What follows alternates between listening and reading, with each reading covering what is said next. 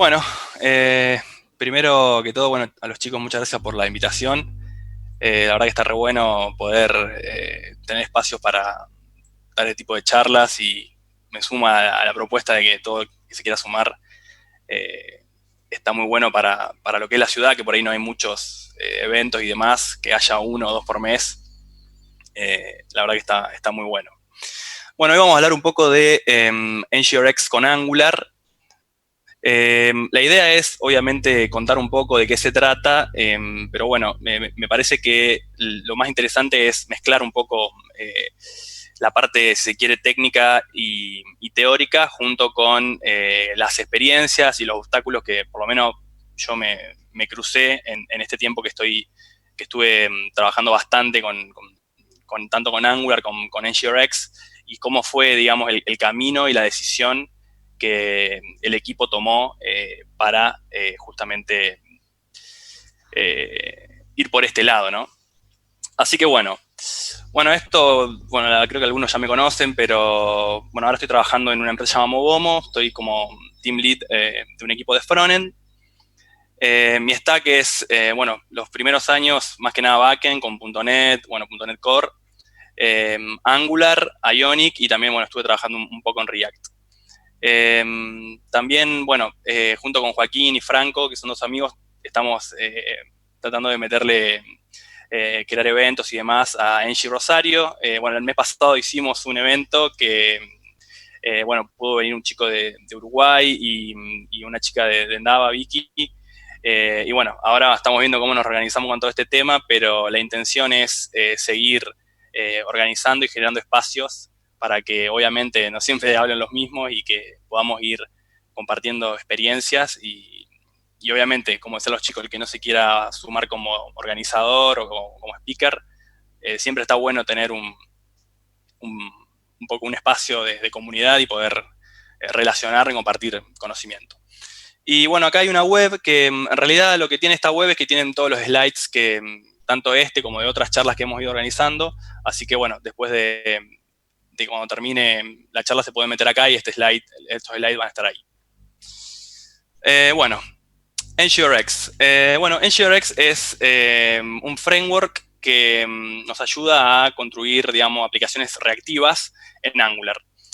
Angular es un framework que está orientado a programación reactiva.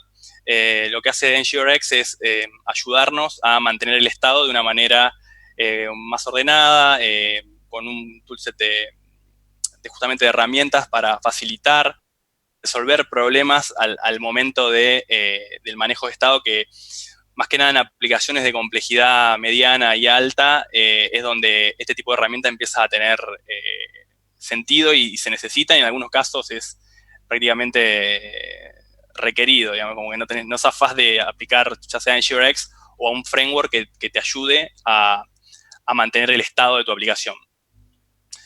Bueno, ofrece varias cosas NGRX. Dentro de ese conjunto de cosas, ofrece obviamente State Management para manejar el estado de forma centralizada. Bueno, provee también manejo de side effects, que ahora vamos a ver qué es. También podemos manejar las entity collections, es decir, ir tipando, generando interfaces y poder hacer manejo de ese tipado.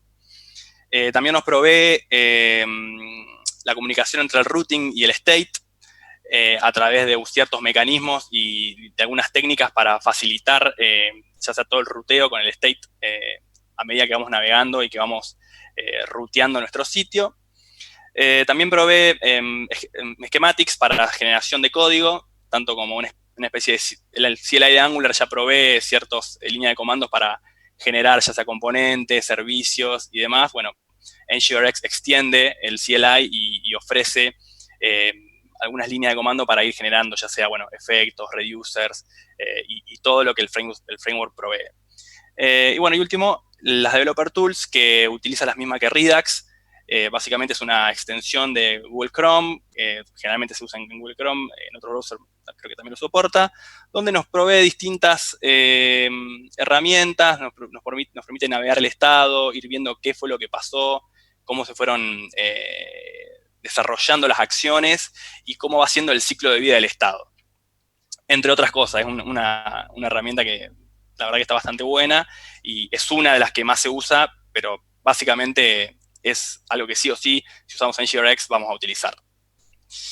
Bueno, este dibujito explica un poco todo lo que recién comentábamos. Básicamente, NGRX es una mezcla entre el patrón de Redux, que en realidad es el de Flux, perdón, que lo que propone es tener centralizado el estado en un solo lugar y no mantener diferentes tipos de estados.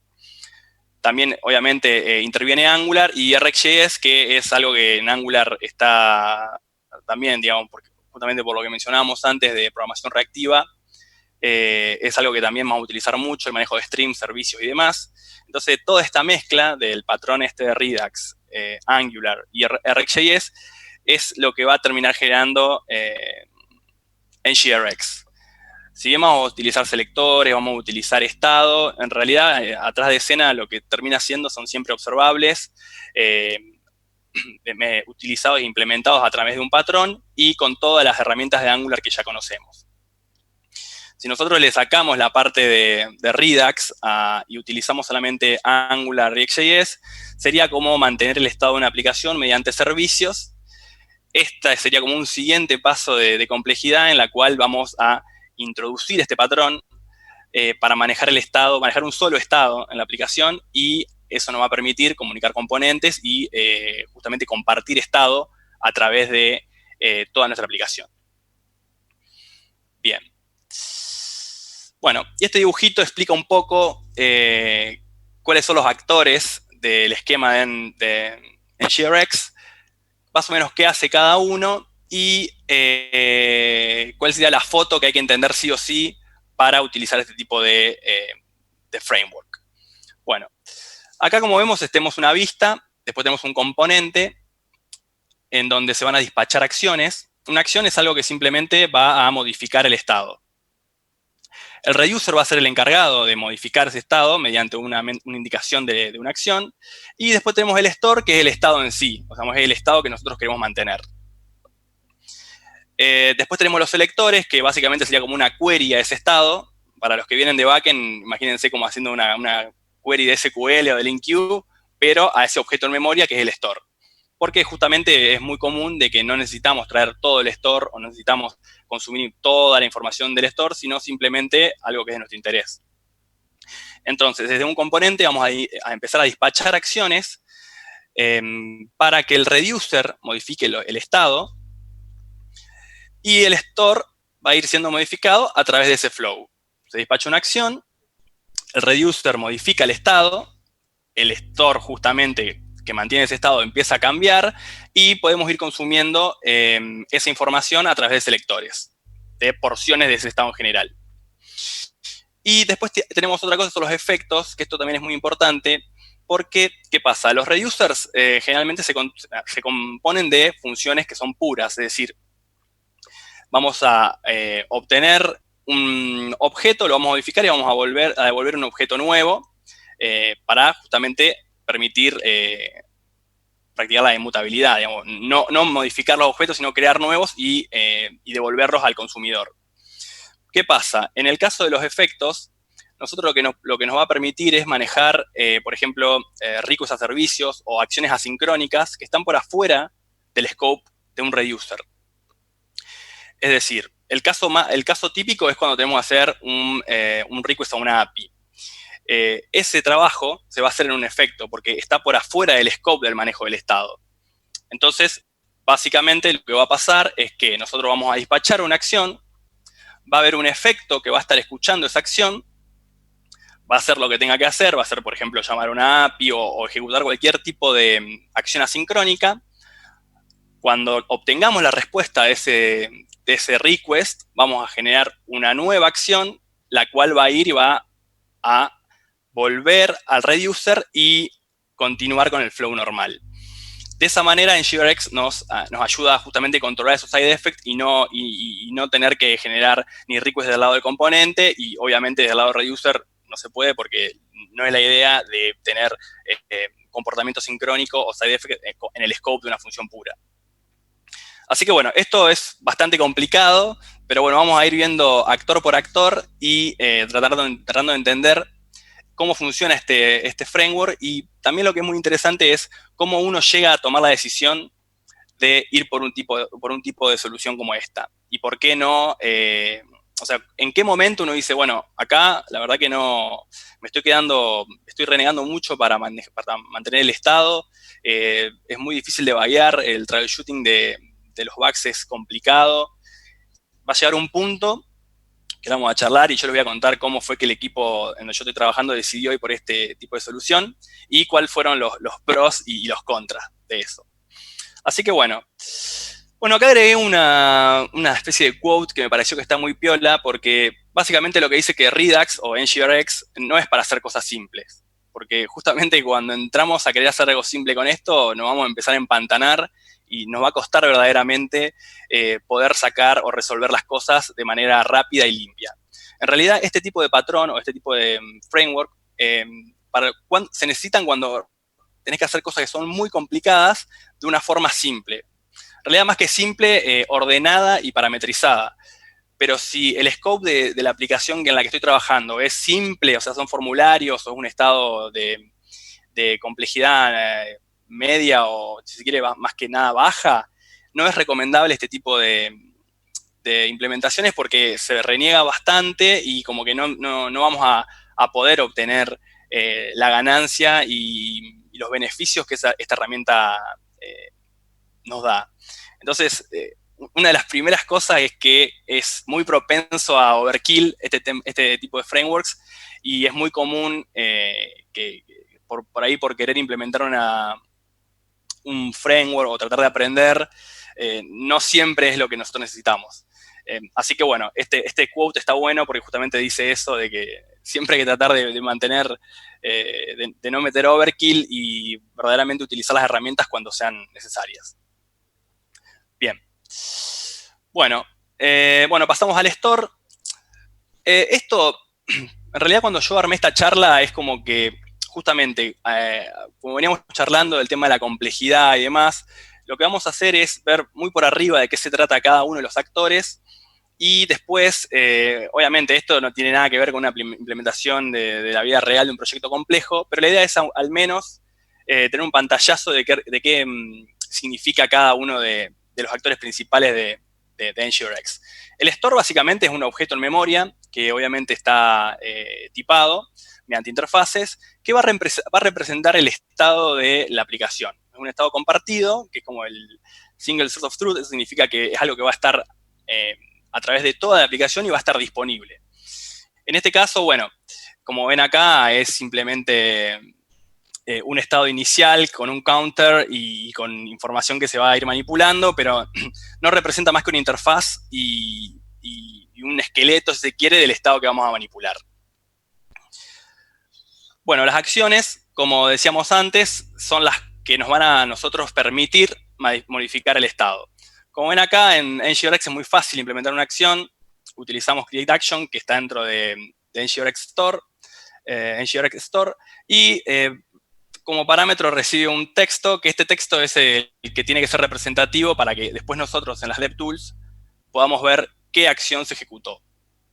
Bueno, acá se generan tres acciones muy simples, una para incrementar el contador, otro para restarlo y otro para resetearlo.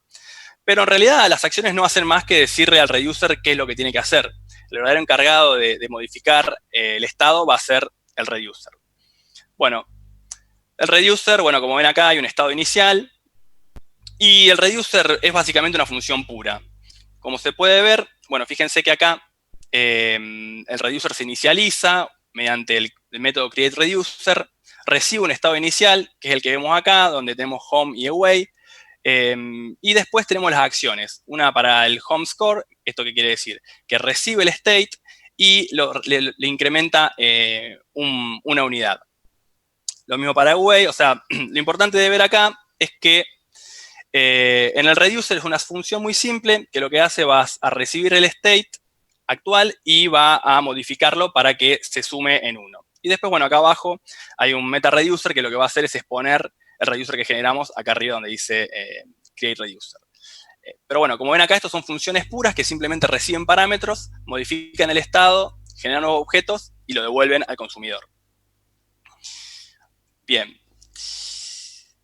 Los selectores. Bueno, yo cuando empecé a ver todo este tema, hay un par de cursos que están buenos, que están también en las referencias de estos slides, que más que nada para los que venimos de backend, un selector es como una consulta, como una query, como un link queue o como una consulta de SQL. Esa es la forma más simple de entenderla. En realidad la idea es justamente de todo el store, nosotros por ahí generalmente no vamos a querer consumir todo ese estado, vamos a querer consumir proporciones o algunas partes, unas piezas de ese estado. Entonces los selectores simplemente lo que hacen es proporcionar hacer esas queries. Bueno, acá como anteriormente usamos create reducer o create actions, utilizamos create selectors. En este caso yo le voy a pasar el select feature, a donde voy a exponer una parte del estado, y esto en realidad detrás de escena es simplemente un observable. ¿Esto qué quiere decir? Que yo una vez que ya tengo mi selector, lo único que voy a hacer del lado del consumidor va a ser suscribirme y empezar a escuchar o a estar esperando algún stream que justamente cuando el estado se modifique, yo voy a poder obtener la información que se modificó. Es como que justamente la idea es tratar de estar escuchando esa porción de estado a la cual yo estoy interesado. Y bueno, la forma de crear es muy simple, utilizamos create selector, exponemos a lo cual nosotros estamos interesados y después, básicamente, este select feature count es a lo que nosotros nos vamos a suscribir del lado del consumidor, que puede ser un componente o un servicio, lo que sea. Bueno, y otra cosa que es muy importante es tratar de no utilizar, o sea, no utilizar el store para obtener la información. Siempre como una buena práctica es justamente utilizar los selectores para consumir la información a la cual yo estoy interesado. No hace falta traer todo el store o a mano, si se quiere, empezar a consumir porciones de store. La idea es justamente utilizar siempre selectores porque primero nos va a ordenar mucho el código y vamos a estar escuchando la porción de estado que realmente nos interesa. Bien. Y por último, los efectos, que son generalmente utilizados para el manejo de toda la parte asincrónica o de justamente los side effects. Y acá, como pueden ver, la implementación es muy sencilla. En este caso lo que está pasando es, bueno, vamos a generar un efecto. Acá utilizamos el método createEffect. Bueno, por convención se pone al final del nombre de la variable un signo de pesos. Y acá lo que está diciendo es que cuando se ejecute una acción, esta acción que se llama Movis o la acción que sea, este efecto se va a disparar. Entonces, básicamente, como habíamos dicho antes, se despacha la acción de cargar películas. Después voy a utilizar un operador de React.js para hacer un request a una API.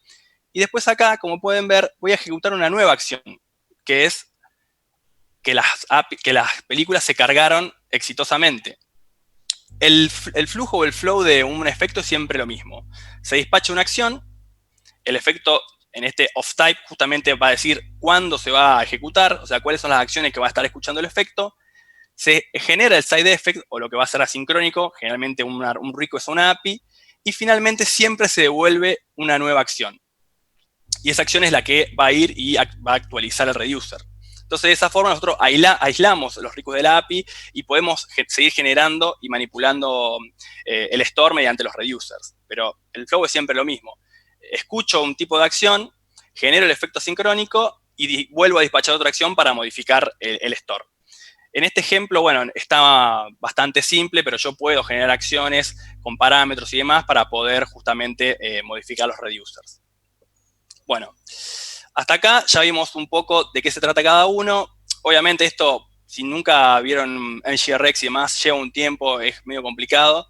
Pero bueno, con el paso del tiempo se llega a comprender y es como que de a poco van cayendo las piezas por su propio peso, aunque como no es fácil, pero bueno, lleva un tiempito hasta que entendemos bien cómo funciona. Bueno, entonces, ¿cuándo conviene utilizar NGRX? Primero cuando hay un estado complejo. Después cuando todos los participantes del equipo entienden el patrón de Redux, porque eso es fundamental. Y después otra cosa que yo recomiendo es, antes de mandarse en NGRX, a menos que estén todos que tengan experiencia y demás, tratar de hacer un spike o tratar de entender una prueba de concepto mínima, una especie de experimento, para entender verdaderamente si es algo que aplica para nuestras necesidades. En el caso del equipo nuestro, lo que nos pasó es que justamente nosotros estábamos trabajando en un proyecto que tenía un estado bastante complejo y tiene de hecho formularios complejos. Entonces, ¿qué pasaba? Al principio arrancamos con servicios y empezamos a tener muchos servicios, componentes muy cargados con muchos servicios acoplados. Entonces, como que era muy difícil de vaguear, porque había muchos estados simultáneamente. Entonces ahí nos dimos cuenta, no, nosotros necesitamos algo centralizado, un manejo de estado centralizado y empezar a consumir el estado de manera justamente centralizada. Era imposible mantener el estado mediante servicios. Y ni hablar mediante input-output, porque cuando vos tenés formularios, sobre todo que son complejos, y empezás a tener muchos niveles, y empezás a tener que comunicar eso, y se te empieza a armar un lío, y es muy complicado. Entonces, bueno, para resumir, NGRX es importante, o lo vamos a necesitar, cuando tenemos un estado complejo, cuando el equipo se entiende bien verdaderamente cómo funciona el patrón. Y bueno, estos dos, bueno, en realidad el tema de entender bien el patrón, bueno, es ideal, pero bueno, es importante entender y saber de que si alguien no lo entiende o no tiene mucha experiencia, va a llevar un tiempo de adaptación. Bien, y cuando no usar NGRX, cuando es un equipo nuevo en Angular, cuando es una aplicación simple, porque seguramente va a ser un overkill y va a costar mucho sacar los features. Cuando ya tenés algo que funciona, eso también está bueno, porque hay casos que ya tenés un estado que por ahí no es NGRX o no es un framework, pero es un estado por ahí hecho por el mismo team que funciona bien, entonces en ese caso por ahí no es necesario. Y no hay que usarlo cuando no se entiende verdaderamente cómo funciona, porque después van a venir los dolores de cabeza y va a ser muy difícil sacar adelante lo que estamos desarrollando. Bueno, y acá puse una especie de comparación entre las diferentes opciones que se pueden seleccionar o elegir. Obviamente hay muchas más, pero bueno, por lo menos para comparar un poco NGRX con algunas otras opciones.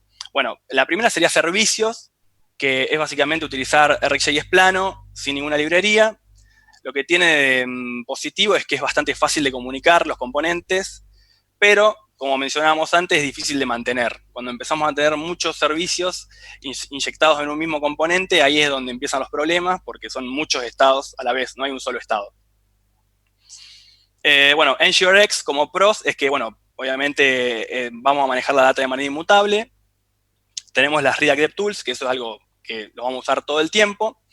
Y como algo que no está tan bueno es que, bueno, sí hay que escribir mucho a comparación de otras opciones, porque como vimos antes, tenemos reducer, efectos, selectores. Cada vez que hagamos un cambio, vamos a ver que vamos a tocar 2 o 3 archivos. Entonces tiene un boilerplate bastante, si se quiere, sí, es como un poco verborrágico, hay que escribir. Por más que tenemos schematics y demás, la verdad es que cada vez que tenés que hacer un cambio, generalmente vas a cambiar un reducer, vas a cambiar un selector, vas a tener que ir a tocar 2 o 3 archivos. Y después, bueno, otra, si se quiere, cons, en el sentido de que hay que entender bien de qué se trata cada cosa, porque si uno del equipo no lo entiende bien, bueno, generalmente va a empezar a copiar y pegar y ahí se va a empezar a generar un poquito de ruido. Entonces, si bien obviamente todo se aprende y todo tiene su tiempo, hay que tener en claro que si el equipo no tiene experiencia, esto puede ser un factor que complique las cosas, más que nada al comienzo. Después, bueno, como todo se va aprendiendo. Después tenemos otra opción que es NGRX Data, que bueno, esto en realidad arrancó como un side project, ahora ya es parte del core de NGRX. Lo hizo, bueno, John Papa y otros locos que son muy grosos, que lo que propone es una versión simplificada de NGRX que viene justamente a tratar de combatir, si quiere, alguna de las cons de que muchos se quejaban o muchos que veían que no estaba bueno de NGRX común. Como pros es que, bueno, es como un NGRX más fácil, tenés menos boilerplate y seguís teniendo las React DevTools.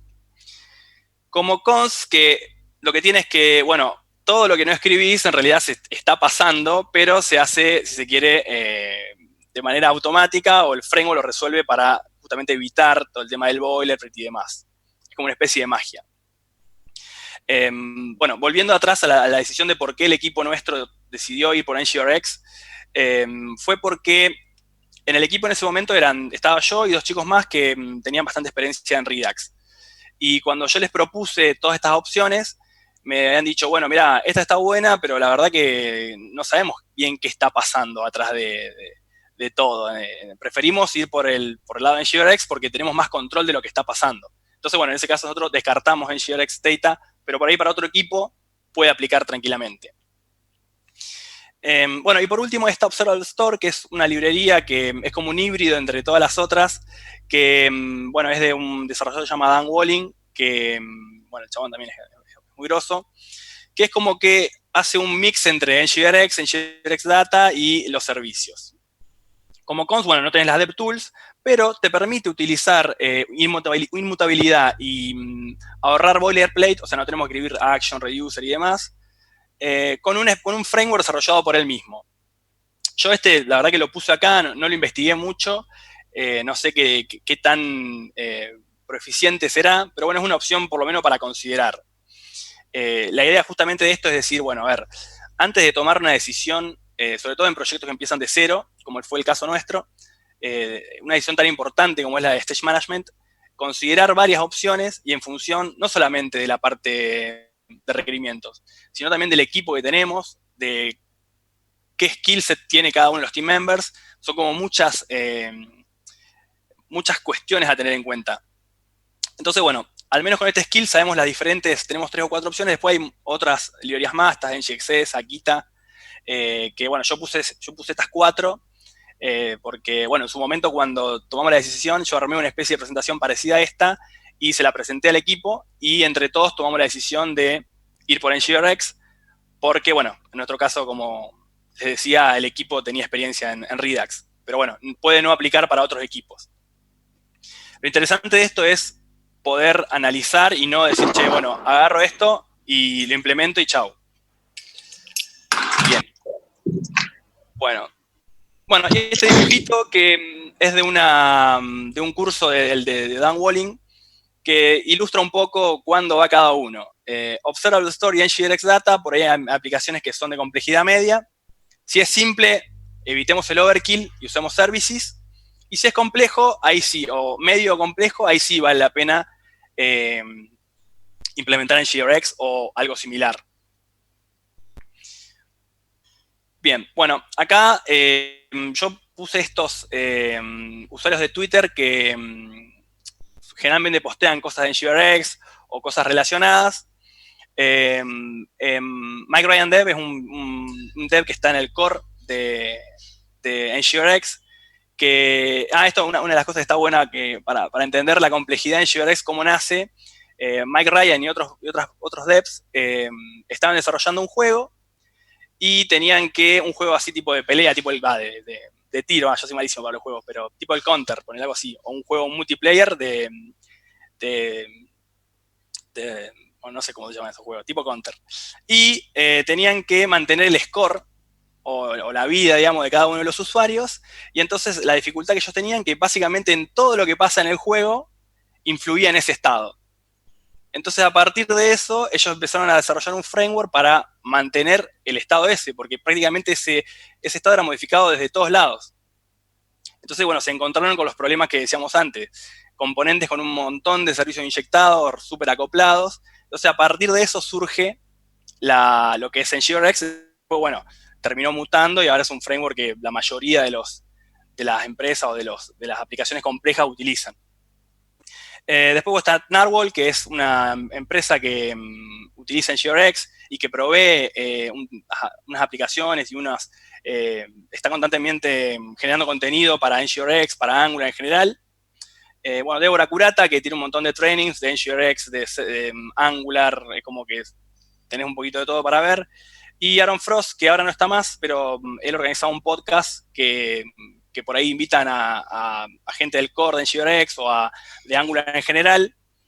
y ahí, bueno, se discuten ciertas cosas, está bueno el podcast. Todas las preguntas que uno generalmente tiene, ahí se las hacen, entonces está bueno. Y bueno, acá este post que está con un link, Wes Frames, que es un dev que él escribió un post de arquitectura y cómo implementar en NGRX y demás, y después, bueno, terminó siendo contratado por el core, donde explica el paso a paso de cuestiones a tener en cuenta a nivel de arquitectura y demás para implementaciones de NGRX. Este post está muy bueno. Bueno, algunas referencias, los podcasts que les contaba, de Mike Ryan, otro de Wes Frank, que explica un montón de cosas de NGRX, que es medio gracioso porque, como es medio complejo, el podcast se llama la máquina mística, porque es re complicada algunas cosas y como a veces te volvés loco, pero bueno, es un poco una forma graciosa de explicar bien cómo funciona, de evitar el overkill y todo ese tipo de cuestiones. Y bueno, después hay otros cursos de Pluralsight mayormente. Ahora en abril está gratuito, así que aprovechen para cuestiones generales de arquitectura, de NGRX. Son un par de... Yo los vi y están todos muy buenos, así que si quieren pegarle una mirada, vale la pena. Bueno, ya para ir cerrando, bueno, NGRX es una solución muy robusta para manejar estados complejos, para aplicaciones que son grandes o no simples. Aprenderlo lleva su tiempo. Nosotros hace ya, a ver, casi un año que estamos laburando con esto, y si bien ya tenemos la gimnasia y hay ciertas cosas que la hacemos medio ya automático, hay algunas veces que obviamente hay que pensar un poco y tomarse su tiempo para llevar adelante las implementaciones. Después, bueno, si lo necesitas te vas a dar cuenta, tratar de siempre evitar el overkill y no implementarlo por implementar. Bueno, el entendimiento del framework y del patrón, más que nada para lo que son de Redux, perdón, de React, y implementan Redux, le debe pasar exactamente lo mismo. Y bueno, antes de tomar una decisión, siempre es importante analizar otras opciones y ver si es si NGRX verdaderamente aplica para nuestra necesidad. Acá en el slide hay 4 o 5 opciones, pero siempre está bueno tomarse un tiempo, sobre todo si sos la persona indicada de tomar las decisiones, porque después eso obviamente se puede cambiar y demás, pero por ahí está bueno tomarse un tiempo al principio y después reducir los riesgos. Y bueno, después ¿qué pasó con NGRX? NGRX es una aplicación para el manejo de estado, ¿no? Y para justamente manejar estados, encargarse de efectos y demás, pero en realidad tiene un enfoque de programación reactiva. Entonces, el team de NGRX propone empezar a generar componentes reactivos, es decir, correrse un poco de lo que es state y empezar a avanzar sobre otras partes de Angular, en este caso de los componentes. Si quiere, experimento, si ustedes se meten en este issue de GitHub, van a ver que hay una discusión donde hay una propuesta de cómo empezar a hacer los componentes 100% reactivos y cómo empezar a extender NGRX para dejar solamente de ser un manejo de estado, sino empezar a manipular el estado de los componentes directamente. Entonces, bueno, acá se desarrolla toda una idea y demás. Ahora ya está como parte del core. Pero bueno, si vos te metés en la página, te dice que es un experimento, qué sé yo, lo cual yo no recomiendo implementar ni nada. Sí, pegarle una mirada y estar atento porque en cualquier momento esto sale de prueba y se va a empezar a utilizar.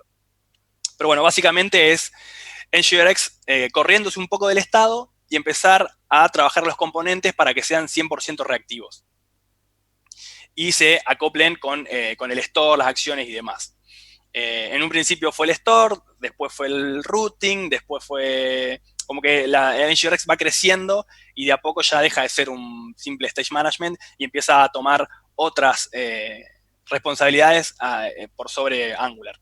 Esto obviamente no quiere decir que lo tenés que implementar sí o sí, vos podés tranquilamente utilizar el store y utilizar componentes normalmente, pero bueno, en algún momento esto va a ser estándar y se va a empezar a utilizar más que nada si tenés NGRX. Bueno, y eso es todo. ¿Cómo estamos de tiempo? Estamos bien. No sé si tienen alguna pregunta, algún comentario, o si lo quieren dejar para el final, no sé, Nico, David. Y yo creo que tenemos unos minutos más y esperamos hasta ahí 40 si alguien ordenadamente tiene alguna Bueno, pregunta. Si quieren preguntar, no sé si por el chat o, a ver, o por con el micrófono, no sé si lo pueden desmutear. Es el momento de preguntas. Yo tengo dos preguntitas rápidas. Una es si esto es compatible con Ionic 4 y 5. Y la otra es dónde se produce la sincronización en todo este flow que vos nos mostraste. O sea, en algún lado evidentemente se produce, ¿no? Esto es un modelo asincrónico. Sí. Bueno, lo de Ionic, me imagino que sí, la verdad no lo sé, porque yo de Ionic estoy un poco desentendido. Pero bueno, me imagino que sí, esa te la voy a deber porque honestamente no la sé. Y la segunda, ¿cómo sería lo de sincronicidad? No entendí bien la pregunta. Sí, o sea, todo esto parece un modelo asincrónico, ¿no? Totalmente asincrónico. Sí. En algún momento se produce la sincronicidad, digamos, para actualizar la UI. ¿Es correcta la pregunta? Claro, O sea, sí, está bien. Bueno, siempre hay que acordarse de que todo lo que es Angular es programación reactiva. Entonces, el flujo es siempre igual, digamos. Vos dispachás una acción, el reducer es el encargado de modificar el estado, y después vos mediante un selector vas a consumir ese pedacito de estado que modificaste. Eso va, digamos, detrás de escena va a generar un stream y vos vas a estar suscripto a eso. Entonces, básicamente, ese stream cuando se emite, vos estás suscrito y ahí recibís el nuevo valor. Pero esto es siempre RxJS. Eso significa de que claro. Siempre que se emite un nuevo valor, vos te suscribís y continúa el ciclo de vida de cualquier stream. Ahí ya salís de NGRX y son stream puro, como cualquier observable. Claro, ok. Por eso está bueno pensar siempre como programación reactiva, es decir, hacer el switch y no pensarlo como algo sincrónico, sino siempre pensar de que yo voy a modificar un estado y me voy a suscribir a esos cambios. No es que voy a ejecutar algo y voy a obtener un resultado. En realidad es como una vueltita, ¿entendés? Que se da en ese sentido. Action, reducer, selector, a ese pedacito de reducer que se modificó. Entonces ahí vos te suscribís y ahí empezás a obtener los valores cada vez que se cambia algo. Entiendo. Hola. Había una pregunta en el... Sí. ¿Aló? A ver. ¿Me copian? ¿Se me copia? Sí, Dan. Sí. Escuchamos. Ya, mira, una pregunta. Bueno, tengo Sí. un poco tiempo dejado de la parte del front, pero recién voy a comenzar con un proyecto que tiene que ver con mapas, en este caso con OpenStreetMap y la DLEF. Ahora, el mapa tengo que refrescarlo en ciertos momentos. ¿Qué tú me recomendarías en este caso, si usaría en este caso Redux en GReact? Y en realidad va a depender, yo lo primero que haría en ese caso es me aislaría de la dependencia que tengo, que en este caso son los mapas, y lo que haría sería primero identificar el estado que tengo que mantener y quiénes son los que van a consumir ese estado. Si tengo ese estado que es complejo y se tiene que ir consumiendo en distintos lugares de la aplicación, a distintos niveles, en ese caso sí. Si es un estado simple, donde tiene un solo nivel y no tiene muchos consumidores, en ese caso no. O sea, NGRX aplica para soluciones en donde el estado es complejo y se tiene que consumir en muchos lugares. El ejemplo clásico, no solamente NGRX, cualquier librería de manejo de estados, el ejemplo clásico es el carrito o el videojuego. O sea, vos prácticamente podés incluir un ítem en el carrito en todo el sitio. Entonces, si vos te vas navegando a través de categorías y te vas metiendo dentro de categorías, subcategorías y demás, vos vas navegando en los nodos de tu sitio y vas a actualizar un estado que está arriba a la derecha a nivel global. Ese es el ejemplo clásico donde sí o sí necesitas algo como NGRX. Porque el estado se consume de muchos lugares, se puede modificar de muchos lugares y no querés hacer todo el caminito para la comunicación. Con lo cual, yo primero me aislaría de los mapas en este caso y me concentraría en el estado en sí. Ya, gracias. Bueno, a ver, ¿alguna más? En el chat me dijeron que había una. A ver, entonces, complejidad del estado. Ah, ok.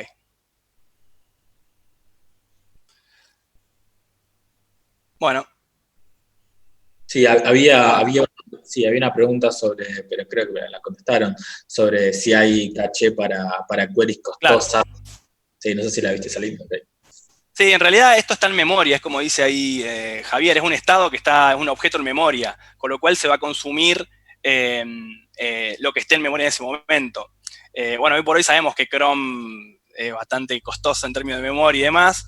Sí está bueno saber de que NGRX provee un estado general y después te provee, si vos querés, hacer un estado por feature.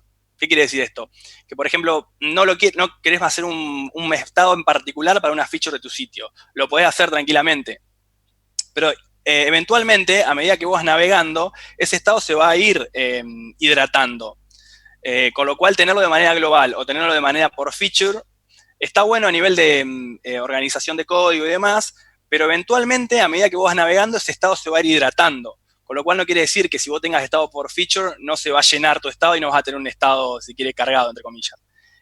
Está en memoria, con lo cual siempre el store va a estar disponible y uno puede, si quiere a nivel de implementación, decidir si lo quiere hacer a nivel de feature o a nivel global.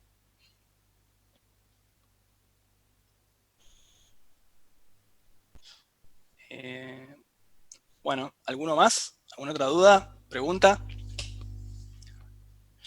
Yo sé que esto es medio complicado, pero bueno, es cuestión de meterse un poquito y tratar de entenderlo. Yo tengo una pregunta. Sí. De elegir NGRX Data, que por lo que vi en el gráfico es como más simple comparado con NGRX. Ahora, si la solución se empieza a complejizar, migrar de NGRX Data a NGRX es una tarea más difícil, entendiendo que NGRX Data es más mágico y NGRX no. Claro. Y seguramente sí vas a tener que hacer un laburo, más que nada por lo que hablábamos anteriormente de lo que es boilerplate y demás. A propósito de lo que decís, de la magia y demás, el otro día vi un tweet de un desarrollador llamado Ben Lesh, que también el chabón es regroso, está en el core de React.js, los cuales ellos decían de que no están a favor de este tipo de implementaciones, ya sea en NGRX o en NGRX Data, porque sigue habiendo magia, inclusive en NGRX. ¿Por qué? Porque vos cuando haces un reducer, en verdad no sabés qué es lo que está pasando atrás de eso. Vos sabés que el estado se modifica y demás, pero a nivel de observables puros, vos no sabés lo que está pasando. Entonces vos no tenés control total del estado. Obviamente es para, si quieres, súper purista, pero en definitiva el punto es que ya sea NGRX o NGRX Data o cualquier framework, en definitiva termina manipulando observables. Entonces, la posta de la que va, si quiere, no está tan mal pensar en que uno puede resolver todo el estado con observables o con RxJS plano. Pero bueno, pasa que eso tenés que, digamos, obviamente entender muy bien lo que estás haciendo, porque en la que le erraste ya empezás a tener múltiples estados y ahí se te empieza a complicar la cosa. Por eso, yo creo que la pregunta de si migrar de NGRX Data a NGRX, yo no lo hice nada, obviamente, pero me imagino que debe tener un laburito por todo el tema que te resuelve, es como ir a hacer si quiere, una especie de rollback. O si no, más que un rollback, un replanteo de cómo manejar el estado. Después hay otros que dicen que está bueno utilizar, Facade para justamente poner algo en el medio, una interfaz, un servicio, lo que sea, y manejar el store atrás de eso. Entonces vos después, en vez de tener que salir a recorrer todo el manejo de estado, empezás a laburar del Facade para atrás. Pero bueno, es como que hay diferentes criterios. Hay algunos que dicen que vale la pena implementarlo, otros que dicen que no, otros que se manejan con observables puros, manejar el estado para tener 100% control de lo que está pasando. Pero si me preguntás a mí, yo no reinventaría la rueda, digamos. En nuestro caso, nosotros fuimos por NGRX porque los chicos del equipo la tenían clara con Redux y demás. Pero a lo mejor, en otro contexto, yo hubiera ido por otra opción, por NGXS o por NGRX Data, o sea, por alguna opción más sencilla. Porque, por eso te digo, depende de cada contexto. Pero bueno, por eso está bueno, siempre que se pueda, tomarse el tiempo, como más que nada para tener en cuenta las variables más importantes, y después, bueno, el riesgo siempre está y estamos constantemente refactorizando, tomando decisiones, y está todo bien. Si hay que ir para atrás y tomar otra decisión, siempre es por el bien del proyecto. Gracias. Che, me pasé. Bueno, si no hay ninguna otra pregunta... Estamos bien. Estamos bien. Bueno, una última cosita. Bueno, con Joaquín y Franco estamos con NG Rosario. Ahora, bueno, estamos medio viendo cómo nos reorganizamos, pero lo mismo que decían los chicos, que tratemos de, está buenísimo tener varias comunidades en la ciudad y que todo el que quiera sumarse es bienvenido y para que vamos rotando los speakers y que se vaya generando sinergia. Así que bueno, eso es todo, chicos. Muchas gracias por la invitación. Y cualquier cosa me escriben por donde sea. Excelente, Salim, súper claro. Muchas gracias, la verdad. Un lujo. Muchas gracias. Y también buenísimo que estén con Engie Rosario. Está buenísimo que haya un montón. Queremos más comunidades en Rosario, así que cualquier cosa que podamos hacer juntos y todo, 100% bienvenido, obviamente. Muchas gracias. Únanse, Engie Rosario, todos. Mati, ¿te tenemos por ahí? Aquí estoy. Muy bien. Bueno, si quieren, son y 43. Les damos tiempo de que vayan al baño, de que en definitiva se tomen unos minutos para buscar una cerveza, lo que sea, y arrancamos al 3, 4 minutos, ¿les parece? Dale. Excelente.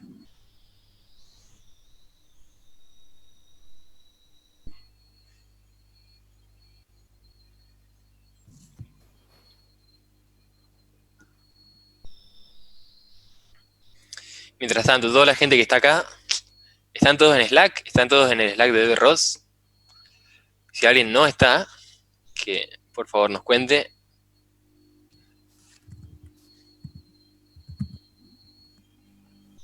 Voy a dejar el link ya que estoy.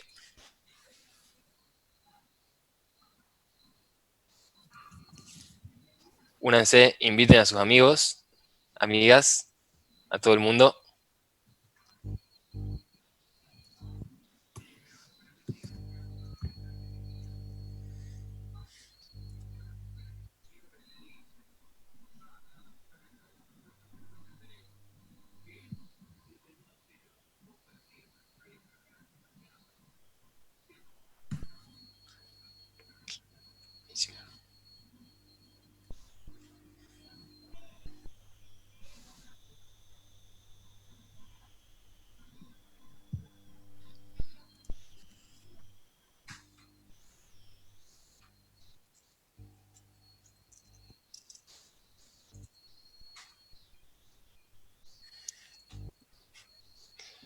Bueno, vamos con una ronda de chistes mientras tanto, para que estamos acá. Dice que venía... No, mentira. ¿Alguien sabe un chiste?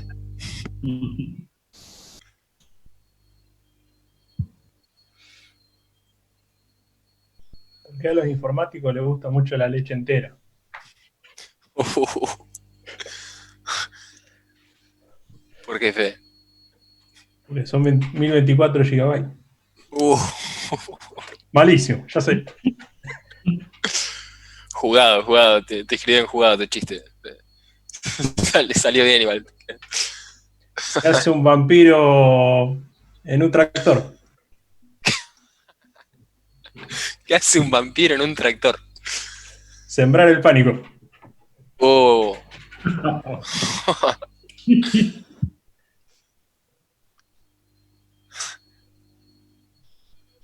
Tengo más, pero lo voy a dejar para después porque me voy a... Me bajás el rating, me parece, con esos chistes. Sí, bajo el rating como loco. Me preguntan por los cuadros. ¿Cuántos tengo? Tengo un montón de cuadros. Todos esos. En realidad, bueno, tampoco son tantos, ¿no? Pero son todas parodias de los libros de O'Reilly. Hay para todos los gustos. ¿Cuántos hay de JavaScript ahí?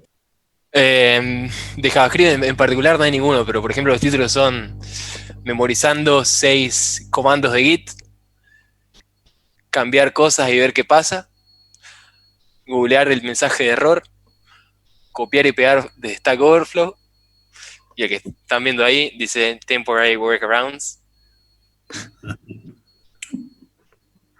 No, los tengo claramente para recordarme a mí mismo que está bien copiar y pegar. Pero no tan bien. Claro.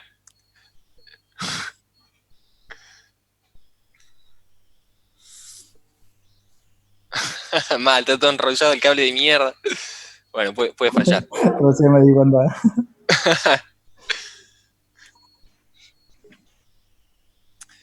Bueno, chicos, ¿estamos todos?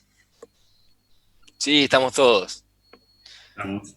Mati, cuando estés, arrancamos. Vamos a recibirlo con un fuerte aplauso virtual. A ver si se puede poner emojis, me parece que no. No hay emojis. Bueno, Pero buenas. tenemos la reacción, tenemos la reacción, ahí está. Ahora Pueden sí. levantar las manos también. Vamos a compartir. Vamos a compartir por acá. Ahí estamos. Bueno, ¿se ve la pantalla? Calculo que sí. Sí. Perfecto.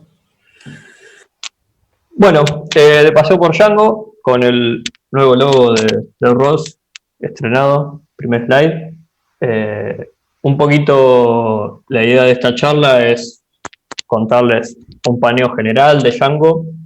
Django, cómo surge más que nada porque es interesante, sus fuertes, sus bondades, pasar por un poquito de las cosas más comunes que se usan. Vamos a pasar por alto un montón de cosas que por ahí está bueno que después miren y les voy a dejar algunas referencias a dónde buscar.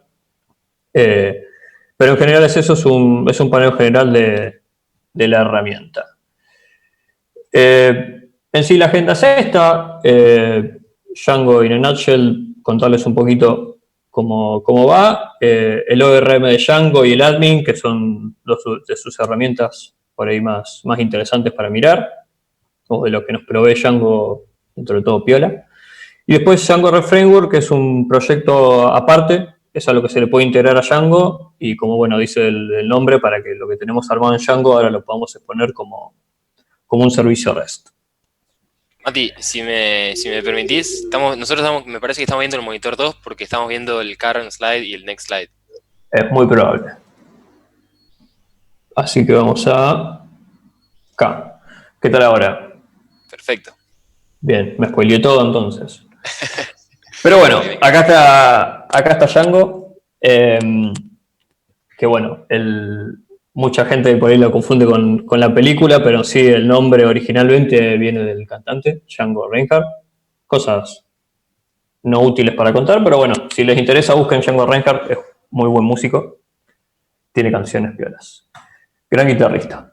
Django. Bueno, el lema de Django un poco es el framework web para perfeccionistas con fecha límite. Esto tiene que ver un poquito, como decíamos, de su historia y con lo que nos provee Django.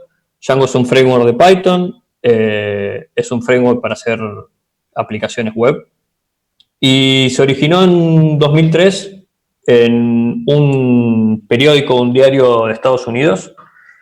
Y tenían este problema, como todo diario, como todas noticias, bueno, necesitamos poner algo, que yo, el mapa de un huracán o una encuesta o noticias, algún tipo de gráfico, cosas, y lo necesitamos para hoy, o para ayer, como solemos escuchar cuando hacemos una feature. Y no tenían mucho tiempo, digamos, y para perfeccionistas, porque lo querían hacer bien, lo querían hacer reusable, querían, digamos, apuntar que es algo bien hecho y no tirando código. Generalmente cuando hacemos cosas para ayer suelen salir ahí medio porcarramos. Pero bueno, así un poco surge Django en este contexto y por eso importante nombrarlo. Está pensado para esto, por ahí veíamos recién en la charla de Samir que Django tiene mucha automagia, como nombraba él en una de las librerías. Hay muchas cosas que las hace por detrás, las hace solo y con pocas líneas de código ya podemos tener muchas cosas hechas. Eso no le quita la versatilidad y el hecho de que si no queremos agarrarnos de la magia de Django podamos abrirnos un poco y con las herramientas que nos provee ver lo que está pasando adentro. Ahora cuando veamos algunos ejemplos lo vamos a ver. Pero es importante esto y en un mundo por ahí últimamente donde hay un montón de startups para todos lados y donde por ahí lo importante es mostrarse en el negocio, mostrarse con los competidores o ya si quieren a nivel de proyecto propio ver un resultado rápido de lo que estamos haciendo. Django está armado también para eso, entonces rápidamente podemos tener nuestro proyecto, nuestra aplicación, nuestro juego, nuestra idea andando. Y eso es, dentro de todo, lo piola que provee el framework. Y sale de esto, tenemos fechas límite y queremos hacer las cosas bien.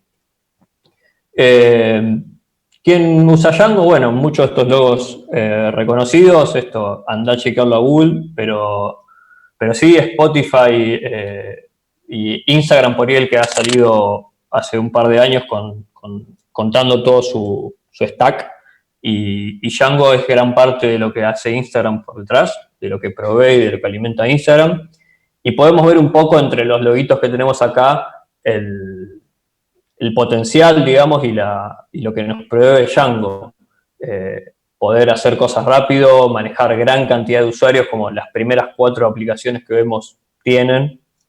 Y después la variedad de cosas que se pueden hacer, más allá de servicios o páginas estáticas o alguna página web, bueno, ya servicios que alimenten aplicaciones mobile o que manejen un montón de estados y manejos, y que de nuevo rápidamente podamos ver algo en producción o ya algo andando, y eso es un poco en lo que se centra Django en general. Para ir un poco más a lo técnico, un patrón muy conocido es Model View Controller, MVC, pero Django se sale un poquito de esto y lo nombra distinto, lo maneja distinto y con sus motivos que se puede ver dentro de la documentación, y aplica el MTV, Pan Non Intended, donde tenemos el modelo, que lo manejamos a través del ORM de Django.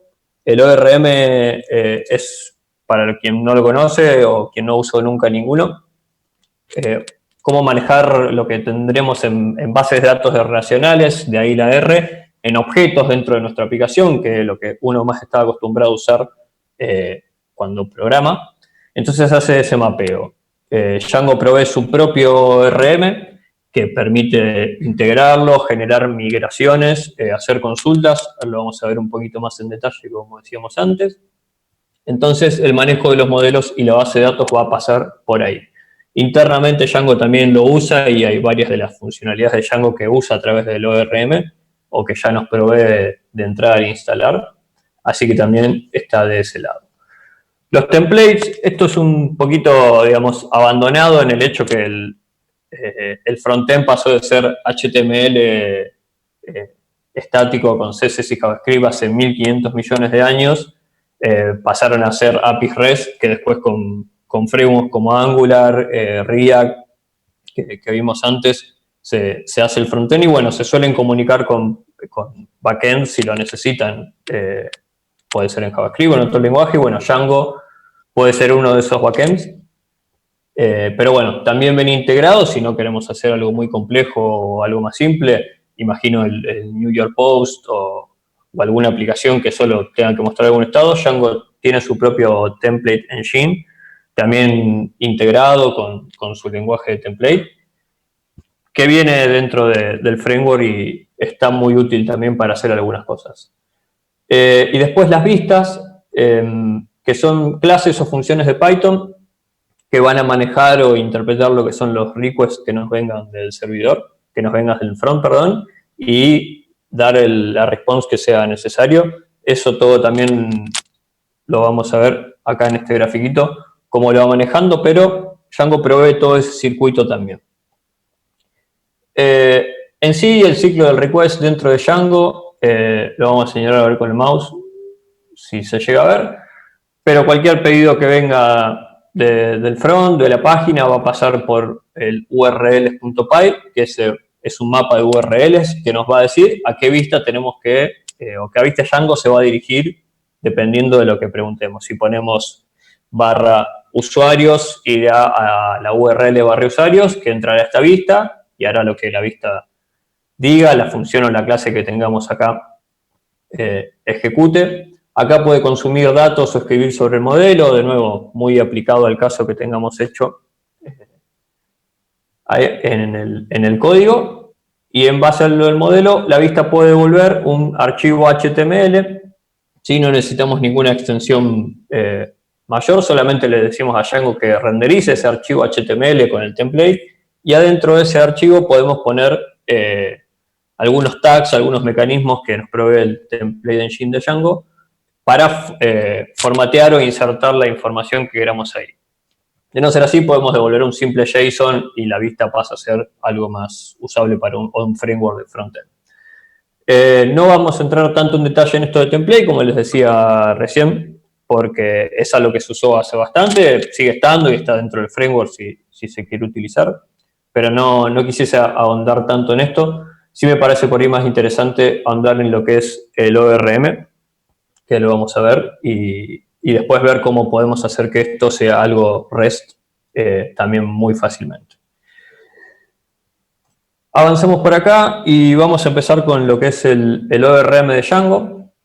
El código que ven acá es de la documentación oficial, ¿sí? Pueden ir a buscarlo ahí dentro de los ejemplos. Django se caracteriza, una de las cosas muy piolas, que es la documentación es muy completa, tiene un montón de cosas y todas las funcionalidades que provee están detalladas, con sus ejemplos, con sus defaults, con qué pasa si esto, cómo integrarlos y qué va a hacer.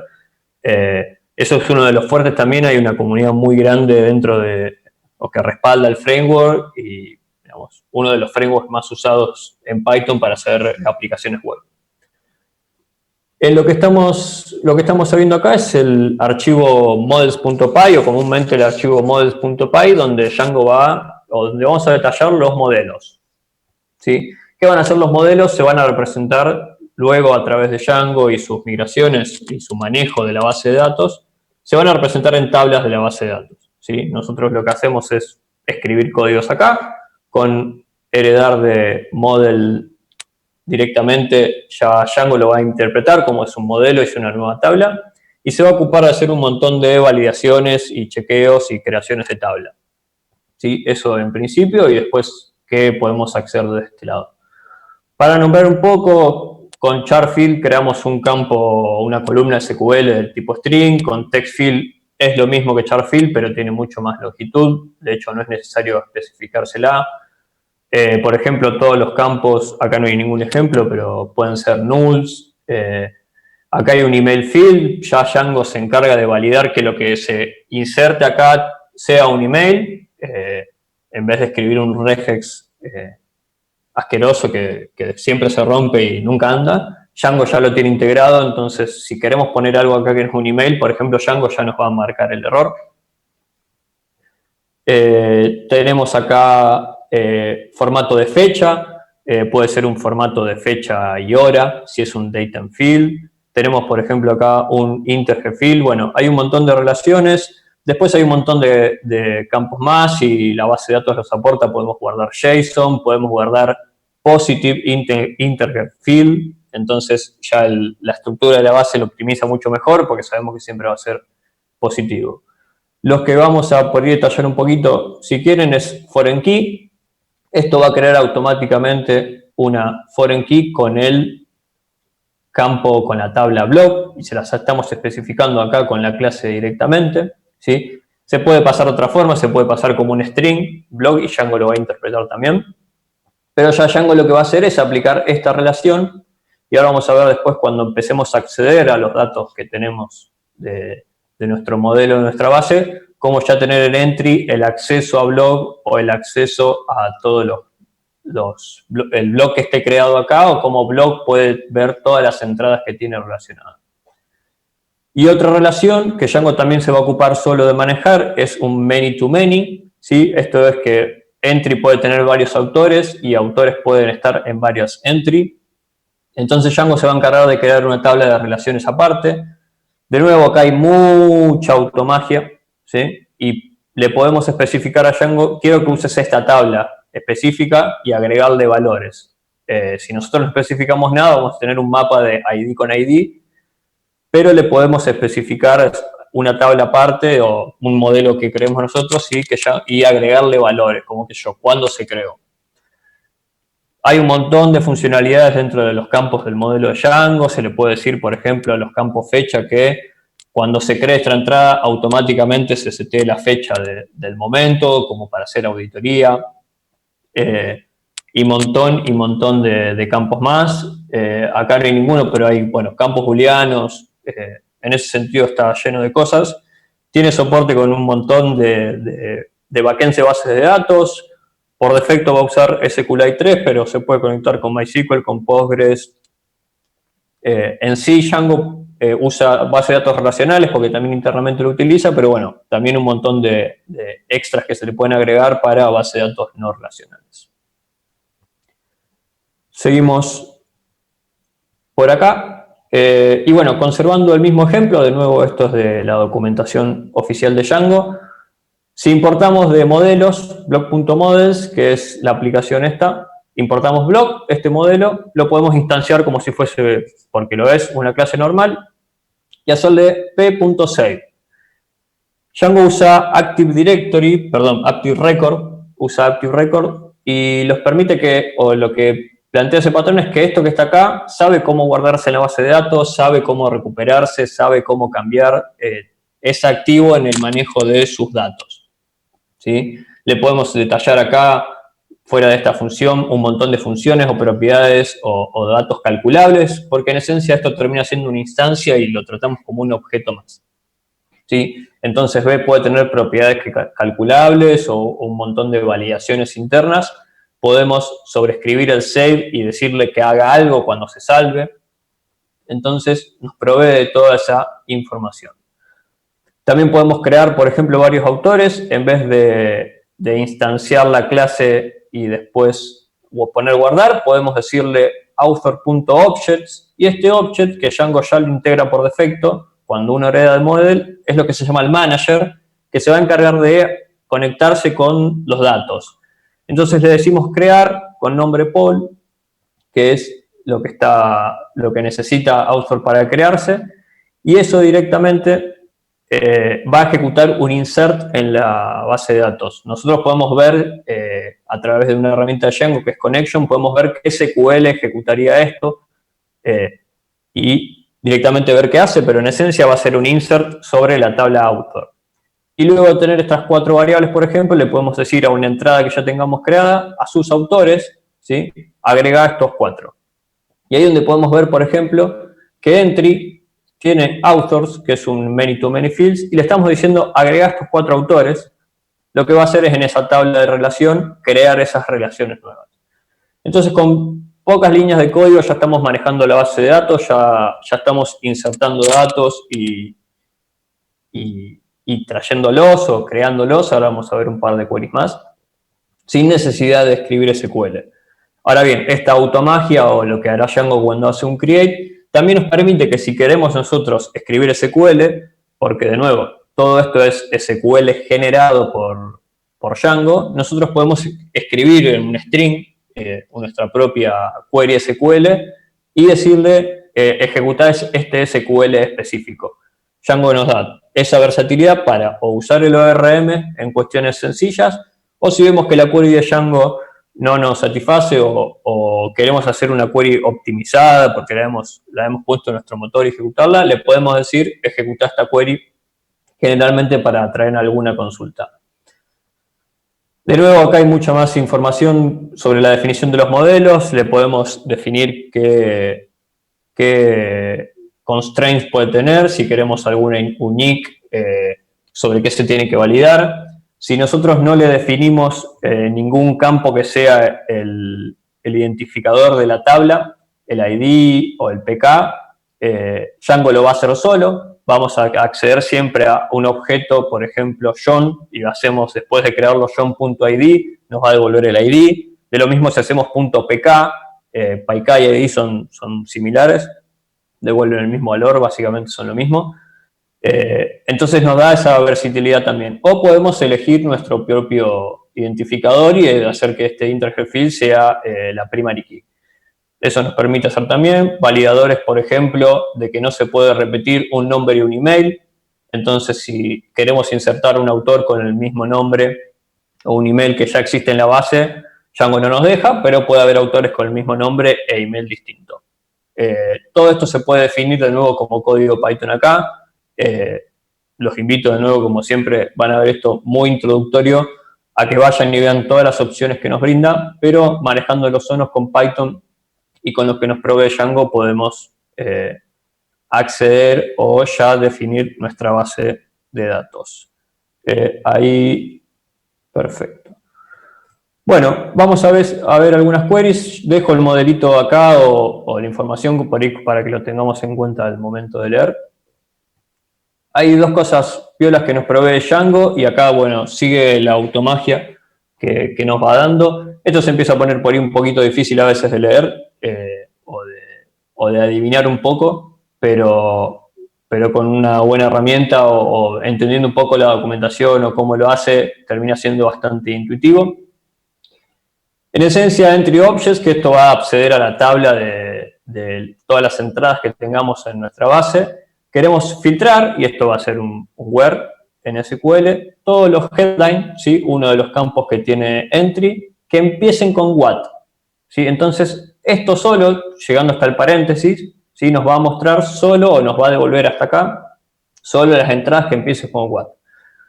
Luego vamos a hacer un exclude, o lo que provee el ejemplo es un exclude, es decir, va a omitir esos casos donde el pub publication date, sea mayor o igual a hoy. ¿Sí? Entonces, de nuevo, si llegamos hasta este paréntesis, hasta acá solo van a ver las entradas que empiecen con what, pero sean mayor a hoy. Donde la publicación sea mayor a hoy. Debe ser que estén pendientes. Y después sobre esas, ¿sí? Filtramos y ponemos donde el pub day sea mayor a esta fecha vieja. Entonces ya Django nos provee algunos lookups o algunas búsquedas que si no tendríamos que hacer con SQL, ya lo integra dentro de todo esto. Hay un montón de lookups, si queremos solamente validar con el año, pub date year sea 2005, le podemos poner __ year, así hay un montón de filtraciones que se pueden aplicar o de lookups que se pueden aplicar.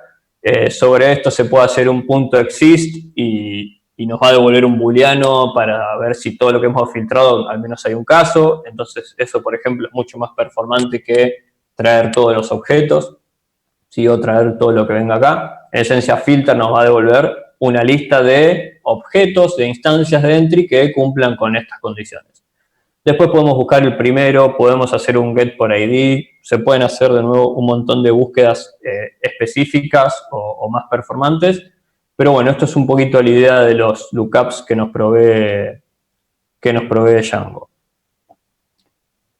Algo importante a tener en cuenta es que las queries o el query set de Django son vagas, no se van a ejecutar o no van a ir hasta la base de datos hasta que no las evaluemos, ¿sí? Entonces, podemos hacer esta query y después sobre esa query volver a aplicar otro filtro y volverla, digamos, a agregar sobre sí misma y sobre esa misma query hacer un exclude o cualquier otro valor y volverla a aplicar.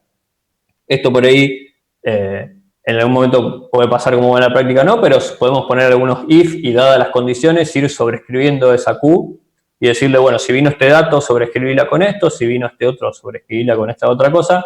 Y esto nunca va a ir a la base de datos, sino que Django va a ir acumulando todos esos. Y en el momento que hagamos en este caso un print, pero podemos hacer un all que nos va a devolver todo, o podemos hacer un exist, que ahí nos va a decir si si es booleano o no, si recuperó algún valor o no, o podemos aplicar un list de Python sobre esa query y ver cuántos elementos tiene, o meterlo dentro de un iterador, de un for, y evaluar cada uno de nuestros objetos. Hasta que esa evaluación de la query no pase, Django no lo va a ejecutar en la base de datos. Entonces, esto nos asegura que, bueno, no podemos hacer todos los manejos sobre esa query que quedamos sin tener esa interacción con la base de datos que puede llegar a ser un poco no performante, podemos decir.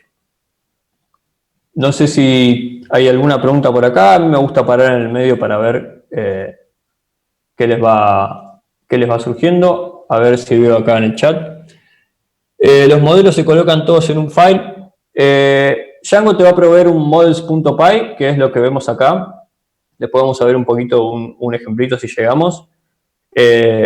Los podés colocar todos ahí. una de las buenas prácticas es transformar eso en un paquete de Python, eso le decís models, y adentro de models podés escribir archivos independientes. Podrías tener tu blog.py donde tenés el modelo de blog, tenés author.py donde tenés el modelo de author, y si querés los modelos que vos quieras, pero los podés partir en distintos archivos. Ahí la complejidad que vas a tener es que si, por ejemplo, entry está en otro archivo a blog y a author, no vas a poder hacer la foreign key de esta manera, la puedes hacer con un string. ¿Sí? Recordemos, Python en sí es un lenguaje tipado dinámico o que no necesita que un valor esté tipado, entonces los campos o lo que pongamos acá en una foreign key pueden ser o una clase o un string y Django los va a saber interpretar. ¿Cómo se especifica este string? Bueno, con el app de Django, que lo vamos a ver en un ratito, y el modelo donde estés. Django seguro contra SQL injection por defecto, hay que tener alguna consideración. Django bien incluido con todas estas cosas, es seguro contra SQL injection, hace CSFR, o nunca me acuerdo cómo es la sigla, pero que digamos de otro sitio que no es el que estás visitando no te puedan hacer una query a lo que es un request. Course, gracias. Te asegura con eso, te genera un token al usuario, te maneja sesión, tiene, digamos, un montón de bondades en ese manejo de lo que son queries y seguridad. Es súper seguro y lo bueno que ya el framework lo provee de un montón de cosas. Una de las configuraciones que puedes ponerle a Django es los allow host, que es decir, desde qué host te pueden hacer request y cuál no. Entonces, por defecto puede ser localhost y, bueno, pones en producción y lo va a andar. Pero podés definir en una tabla de base de datos o en una settings dentro de un archivo cuáles son las URLs o los hosts donde podés recibir requests. Entonces Django va a rechazar con error de course todo lo que no venga. Genera sesión, genera un manejo de cookies. Si te llega un request y te mandaron la cookie, la podés ver directamente desde el request. También maneja toda esa información.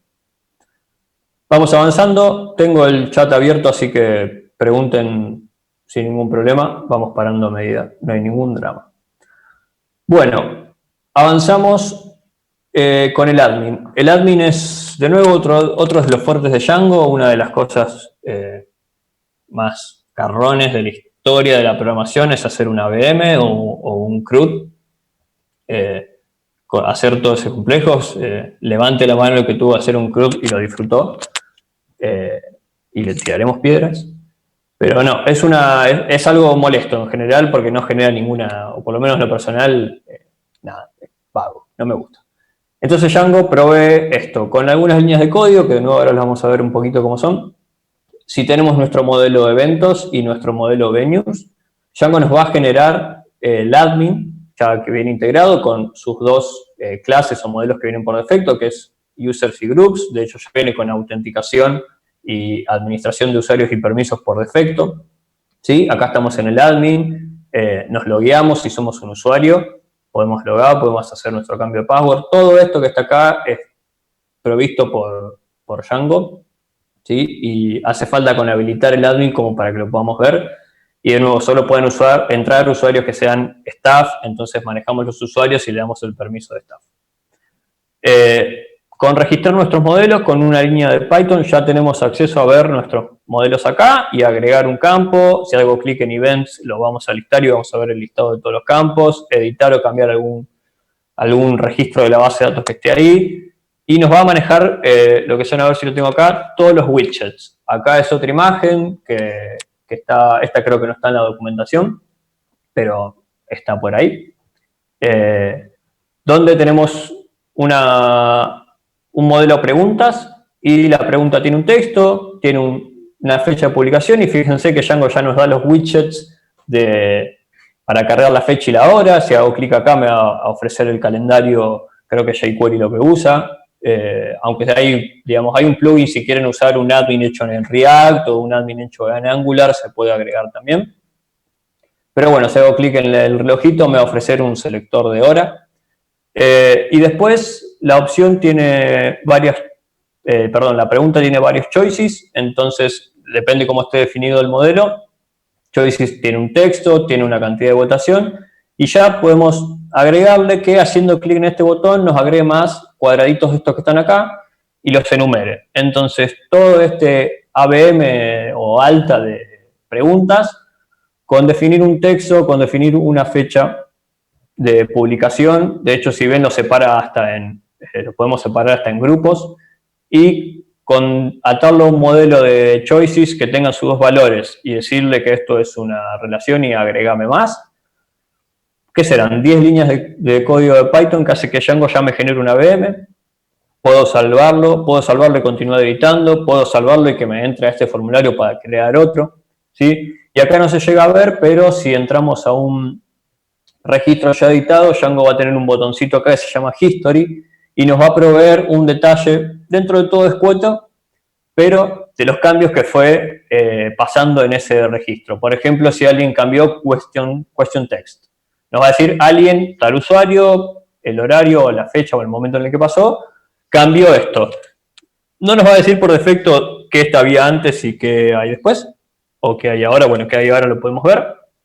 Si es un evento pasado tal vez no, pero de nuevo se pueden sumar algún plugin agregado de auditoría. Si Django los maneja como aplicaciones, ya eso lo vamos a mostrar en un ratito, que hagan una auditoría mucho más exhausta de los cambios de un modelo. Entonces, de nuevo para resaltar y con algunas líneas de código, nuestro modelo de base de datos, que definimos con líneas de código de Python, ya tiene acceso para crear, para filtrar, para acceder y ver los datos que tiene adentro, con mucha versatilidad, y si queremos hacer SQL, podemos hacer SQL y se lo mandamos también, y con algunas líneas de código podemos hacer que tengamos una VM listo para usar en nuestra aplicación.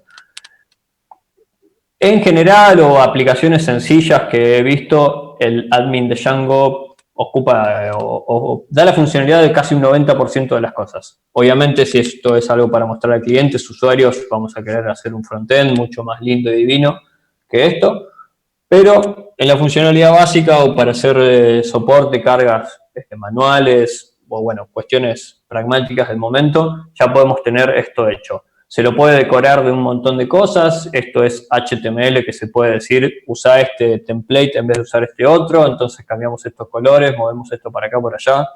Súper versátil en ese sentido. Por defecto Django es magia pura, pero se puede ir sobreescribiendo algunas de las cosas como para que vaya siendo un poco más versátil al uso. Por ejemplo, podemos poner el logo de Rosa acá, si quisiéramos, y que nuestro Django tenga el fondo de pantalla o este nombre sea distinto del que nos provee Django por defecto. Todo es absolutamente cambiable. Acá tenemos un ejemplo de un listado, ¿sí? Esto es si entramos en este caso deben ser usuarios o los usuarios de Django. Username, si hacemos clic acá nos va a ir al ABM para editarlo. Y nos muestra un montón de datos. Si, por ejemplo, decimos que staff status es un booleano, en vez de mostrarnos true o false, nos muestra un lindo emoji. Se pueden hacer búsquedas, se pueden habilitar si se quiere buscar por mail, si se quiere buscar por nombre, por el segundo nombre. Podemos filtrar, por ejemplo, acá, filtros que vamos habilitando. Si al ser esto un booleano, podemos decir, bueno, solo filtrame los que son staff, solo filtrame los que no son staff, o todos. Los que tengan datos de superuser, acá no vemos los que son superuser, pero podemos filtrarlo. Se puede limitar qué se ve acá, qué se filtra acá, qué se busca, hay filtros por fecha. Acá tenemos el botón para agregar otro. Y de nuevo, plugins y plugins sobre todo esto, como para que esto sea mucho más versátil. Esto lo explico rápido, pero acá hay un combo que nosotros podemos definir qué acciones. Acá podemos seleccionar y por defecto viene eliminame estos registros que seleccioné. Pero nosotros podemos definir una tarea que se agrega acá y, qué sé yo, para estos usuarios reenviarle el mail. Y lo codiamos nosotros, lo agregamos a este combo y ya directamente seleccionando y enviando sin necesidad de alguna vista o ningún frontend, agarramos estos usuarios que, por ejemplo, no estaban con su password temporal, les reenviamos el mail para que lo vayan haciendo. Bueno, hasta acá, ¿alguna pregunta? Siéntanse libres de interrumpirme con lo que necesiten, ¿sí? Vamos avanzando, entonces. Lo que sigue en este caso es Django Reframework o DRF para abreviar las búsquedas de Google, que suelen ser. Es lo mismo que Django, pero nos provee una interfaz REST, digamos, de la misma forma que podemos devolver la vista como un template y con un HTML, con un par de cambios podemos hacer que esa misma vista nos devuelva o nos provea un servicio REST. Tiene autenticación con OAuth o OAuth2, podemos registrarnos, ya lo provee por defecto, pero podemos agregarle alguna librería y, por ejemplo, que los usuarios se registren con Facebook, con Google o con alguna otra empresa que no nos despide tanto. Nos provee serializadores, de la misma manera que generamos un modelo, podemos generar un serializador para ese modelo, detallarle qué es lo que queremos exponer y directamente ese modelo se transforma en un JSON en respuesta. Podemos hacer todo un modelo REST y que nuestro servicio ya tenga alta, baja, creación, eliminación, consulta y todos los chiches. O podemos hacer que la respuesta de consulta sea solo JSON, si no queremos tanta versatilidad REST. Lo podemos hacer también.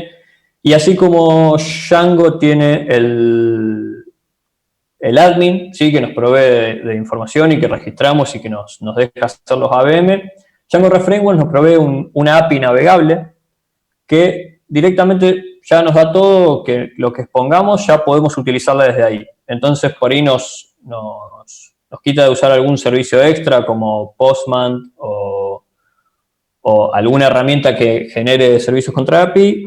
Django ya lo hace directamente o Django REST Framework ya nos los provee directamente. Acá vamos a ver un pequeño ejemplo. Ahora vemos el código no este caso especial, pero cómo se haría en un escenario.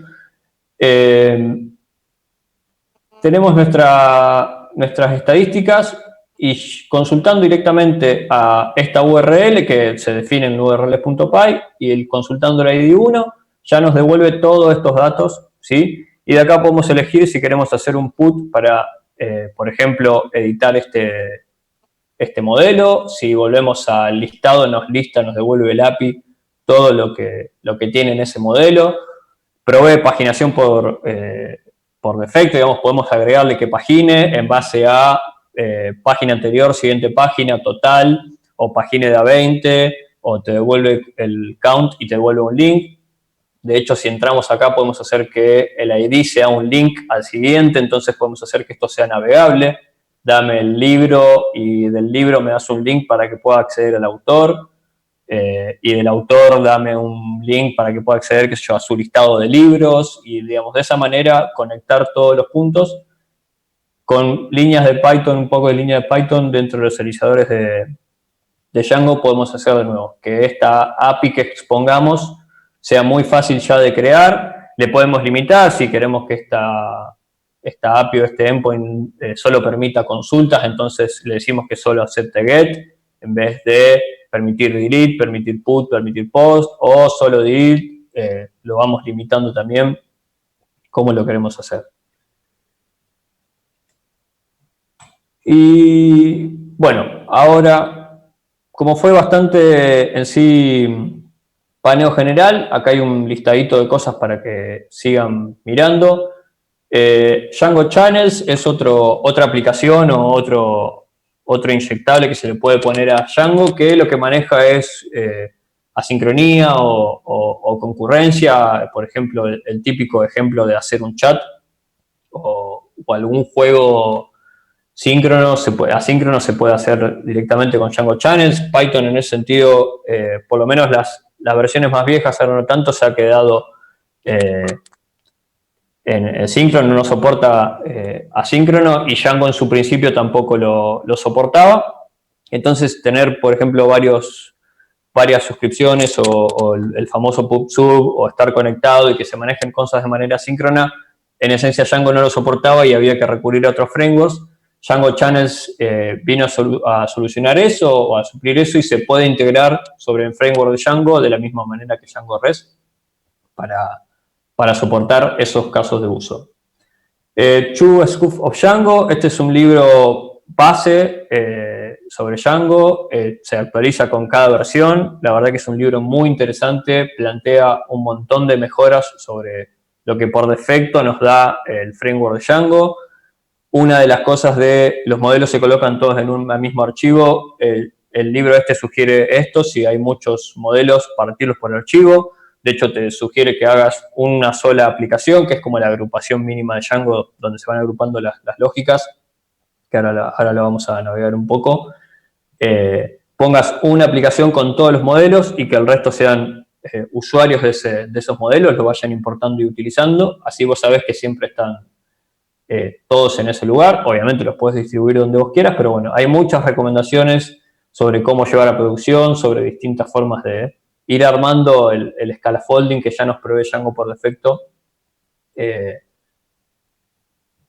mejorarlo así. Este libro la verdad que está muy interesante, se va actualizando, así que muy pela para que lo lean. Djangoverse es una comunidad orientada, como dice el nombre, bueno, a incluir mujeres en la programación, y específicamente Djangoverse hace tutoriales o hace jornadas de Django para mujeres. Entonces uno de sus tutoriales, que de hecho es el más interesante que vi, más que el de la documentación oficial, es cómo, y en un día entre comillas, porque es mucho menos tiempo, podés levantar tu primera aplicación y hasta ponerla en producción en algún servidor gratuito usando Django.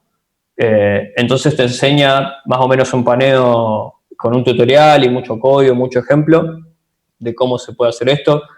La comunidad en sí, detrás de Django y detrás de Python también, tiene mucho, digamos, conocimiento y buen servicio a esto, de dar charlas, de bancar esta transferencia de conocimiento. Y bueno, Djangoverse lo hace específicamente con Django y específicamente en aumentar la diversidad que tenemos en la programación. A destacar de esto, para este caso, es el tutorial de Djangoverse de cómo usar Django. La verdad que impecable en ese sentido. Hoy Django está en la versión 3.0, creo que la más usada sigue siendo 2.2, quienes han migrado de versiones anteriores, pero bueno, está en continua evolución. Por ahí cosas que se escapan cuando uno viene mucho del rango del open source, es que el código de Django es todo open source y uno lo puede navegar y ver cuál es esa magia que se está haciendo cuando Django hace algo, cuando crea un modelo, cuando crea algo, se puede navegar todo eso. La documentación oficial de Django, como les contaba antes, de ahí saqué un par de imágenes y detalla muy claramente un montón de cosas, o cómo funciona el framework en sí, tiene hasta links al código, pero detalle de cómo se relaciona tal cosa con tal cosa, cómo son los modelos, cuáles son todas las funcionalidades que le podemos poner a un campo de un modelo, a un modelo en sí, a qué queries podemos hacer, las vistas, bla, bla, bla, bla, bla, eternos. Hay un montón. Y un montón de aplicaciones plugiables, como por ejemplo Django Reframework, que se agregan a nuestro proyecto de Django y ya se las empieza a utilizar. ¿Sí? Necesitan ser agregadas para que, más allá de instalarlas, para que el framework las reconozca y cargue sus URLs, por ejemplo. Pero hay un montón, como mejorar el admin o tener el admin con otra librería, Django Channels, montón de cosas, cómo hacer factories de los modelos automáticamente para los tests. Django provee ya también, por ejemplo, un cliente de test para que podamos testear las vistas. Entonces escribimos unit test sobre esas vistas y validar que el HTML que nos devuelve es este, o que usó tal HTML o tal template, o que el modelo registró tal cosa. Hay un montón de esos beneficios que Django ya nos provee para que tengamos una aplicación de desarrollo rápido, ¿sí? Que la hayamos hecho dentro de todo rápido, robusta, testeada y pueda ser puesta en producción rápidamente. Eso es todo por acá. Ahora vamos a ver si quieren algún ejemplito de texto. Si quieren, abrimos este espacio para preguntas y lo vamos viendo. ¿Tiene alguna forma de generar documentación de API? Ejemplo OpenAPI. Sí, le podés agregar, no sé si viene incluido en Django Reframework, pero podés agregar Swagger y te genera documentación de lo que son las APIs que tiene ahí. Se pueden agregar, sí, por supuesto, cualquier plugin que te genere eso automáticamente. ¿Probaste Wagtail CMS? No, no lo probé. ¿Qué es? Iluminanos. ¿Alguna preguntita más? ¿Alguien que se anime al micrófono a...? Yo recién hice la pregunta de WalkTide. Sé que es una app montada sobre un CMS que está montado sobre Django. Me pareció bastante interesante, pero la documentación por ahí no vi mucho y estaba ahí, se lo estaban puliendo. Por eso quería saber si había alguien que lo había usado y qué tal había resultado. Pero bueno. No lo he usado, pero en esencia, de última, si está escrito sobre Django fuera de la que te lo provea, se puede ir por atrás del CMS y tal vez y pulirlo con funcionalidades de Django, pero no lo he probado. ¿Algún servidor gratuito para hostear Django? Heroku es bueno, como nombrás. Está Python Anywhere, que creo que es el que se usa en el tutorial para deployar. Y creo que el tier gratis de Amazon, bueno, por supuesto lo va a soportar. Y después creo que el Linode también soporta. ¿Cómo renderizar los templates si es con el render de Django? Dijiste que era un poco obsoleto. No obsoleto, Django lo sigue soportando y le agrega funcionalidad. A mi juicio obsoleto en el sentido de, en general, uno va a querer hacer un API REST y consumirlas de otro frontend, porque vas a tener código HTML que renderiza Django en el backend y te lo manda como HTML, lo que puede ser por ahí un poco lento, y no tiene esta renderización parcial, bueno, un montón de cosas que frameworks como Angular o React te podrían proveer.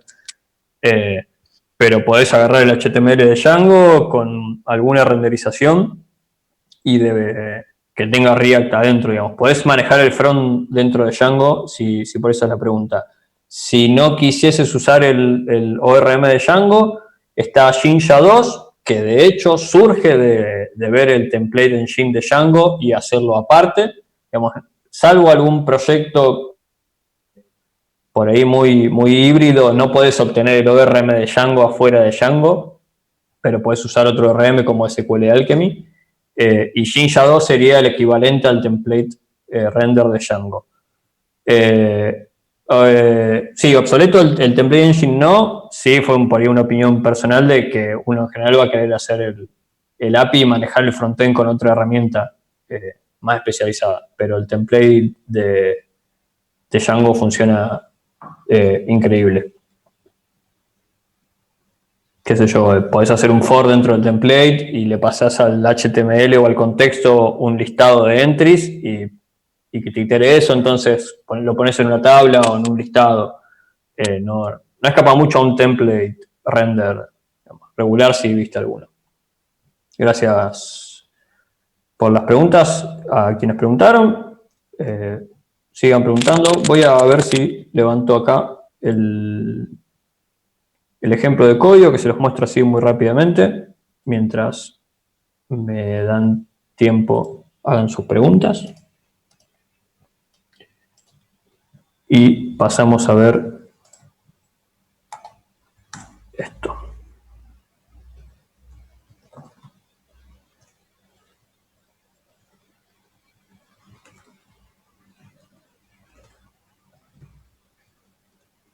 ¿Ninguna pregunta más? Bien, a ver si me quedo por acá. Vamos a parar de compartir. Hola. Por acá.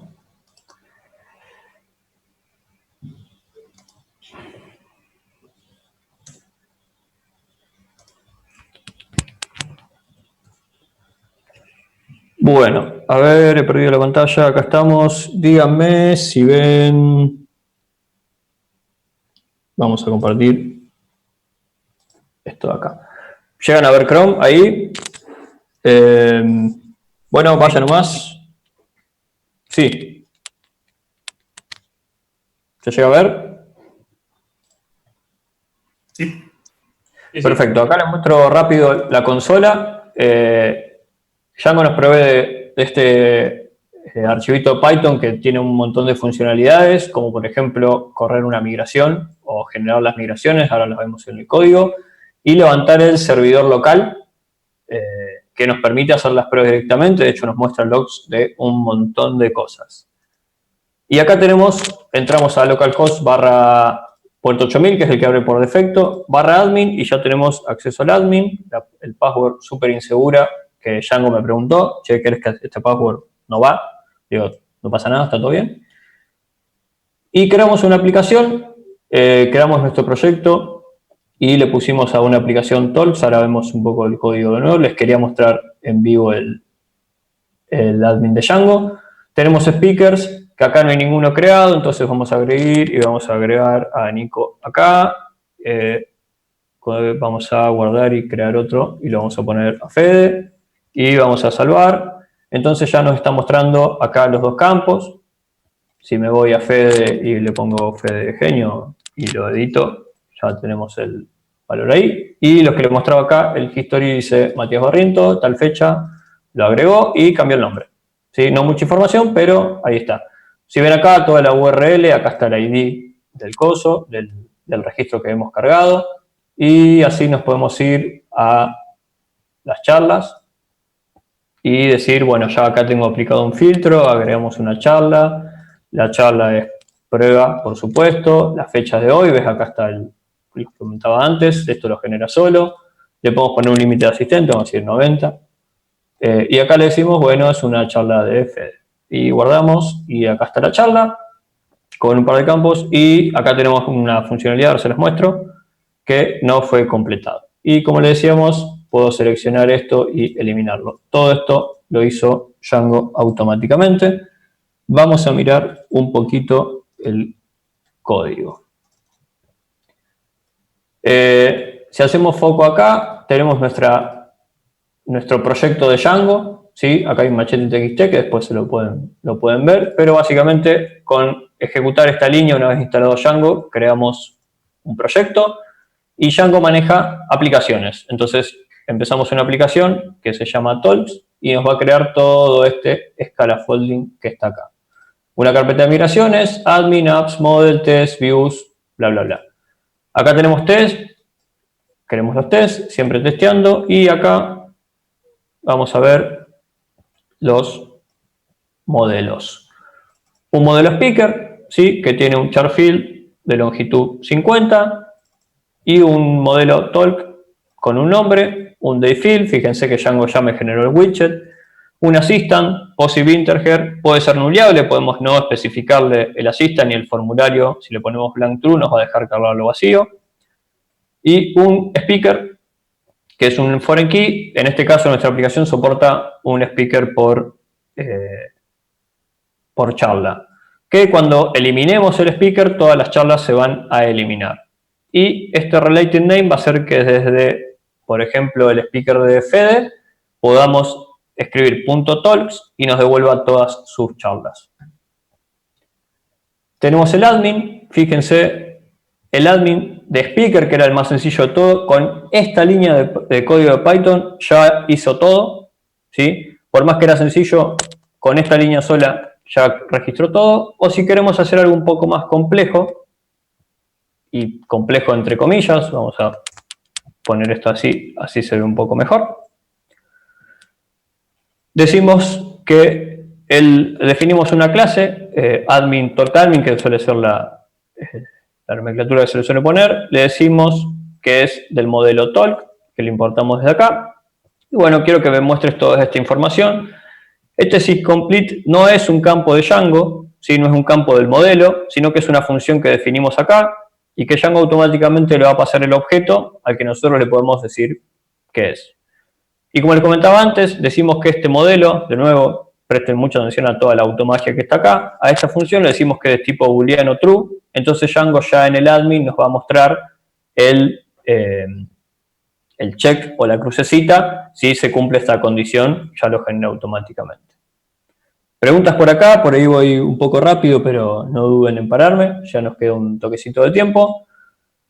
Y como les contaba de Django REST Framework, que ahora lo vamos a ver, tenemos acá también, creo que le puse así, API. Acá tenemos el listado de todas las charlas que podemos ver. Prueba del speaker está acá. Assistant Limit, y esto todo lo generó Django. Acá tenemos todo un formulario si quisiésemos cargar una nueva charla, que lo vamos a hacer. Le vamos a poner prueba 2, le vamos a decir con esto que es de mañana, no le vamos a poner Assistant Limit, y esta es de Nico.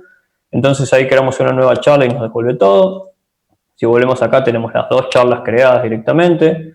Nos podemos ir a ver el speaker acá y podemos actualizar en este caso este speaker, pero si nos venimos al listado podemos crear otro speaker acá y ponemos Matías, tenemos los 2 speakers ahí, publicar, y ahí está. Podemos eliminarlo también. Si nos venimos acá, agarramos el speaker, bueno, acá no lo tengo listado, pero lo podemos eliminar si quisiésemos también. Todo esto de nuevo. Tenemos que definir el serializer, que va a ser en base a un modelo, y todos los datos que va a mostrar cuando lo devolvamos, y un serializer en base al speaker, que va a devolver o va a mostrar solamente este valor. Podríamos poner el ID acá directamente y que nos devuelva también. ¿Sí? De hecho, por ahí es algo interesante para ver si ponemos entre comillas, y de nuevo recuerden la automagia de acá, guardamos, nos vamos a mirar a la consola y Django automáticamente va a recargar el proyecto, y entramos acá a Zoom, ahora está, acá está. Entramos acá, actualizamos y ya tenemos el ID directamente mostrado. No sé cómo vengo de tiempo, así que siéntanse libre de pararme. Y en el Views, acá le decimos, bueno, anda a buscar los objetos acá, ordenarlos por fecha, usa este serializador y solamente mostrárselo a los que estén autenticados, ¿sí? Y el último de todos estos es el urls.py, que le vamos a decir, registra este viewset con el router de RefRamework. De nuevo, todo esto es súper introductorio para que lo vayan a buscar.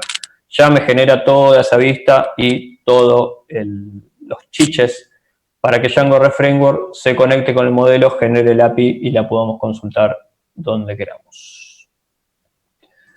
Tenemos el settings.py acá con un montón de información. Acá agregué la aplicación. Acá se van agregando las aplicaciones o plugins que vayamos metiendo. Si queremos meter channels o el admin en un montón de cosas. Un montón de información. Acá está la información sobre el template y, por ejemplo, información sobre la base de datos. Esto lo podemos obtener de una variable de entorno, si tiene usuario y contraseña también. Todo manejo normal dentro de la seguridad también lo provee Django en ese sentido. Creo que hasta acá no me olvido nada de lo que tenía en esencia planificado. Si hay preguntas, bienvenidas sean. Si quieren que les muestre algún caso específico o hacerme una pregunta de algún caso, también no hay ningún drama. Acá, por ejemplo, bueno, una cosa que por ahí no les conté que genera Django son las migraciones. Creamos los modelos y luego le decimos crear las migraciones. Va a generar un archivito y va a crear el modelo. Todo esto de nuevo se ve impactado en ejecuciones de SQL que nosotros podemos ver esta migración que SQL va a generar con un comando dentro del manage.py. Acá hay otra migración que va a agregar como para poner el ejemplo. Eso es todo. ¿Hay posibilidad de trabajar con WebSockets? Sí, te recomendaría que mires Django Channels para eso, pero sí, podés estar conectado con WebSocket. No estoy muy al tanto de cómo, no me tocó nunca el caso. Por ahí te diría que mires un poco Django Channels.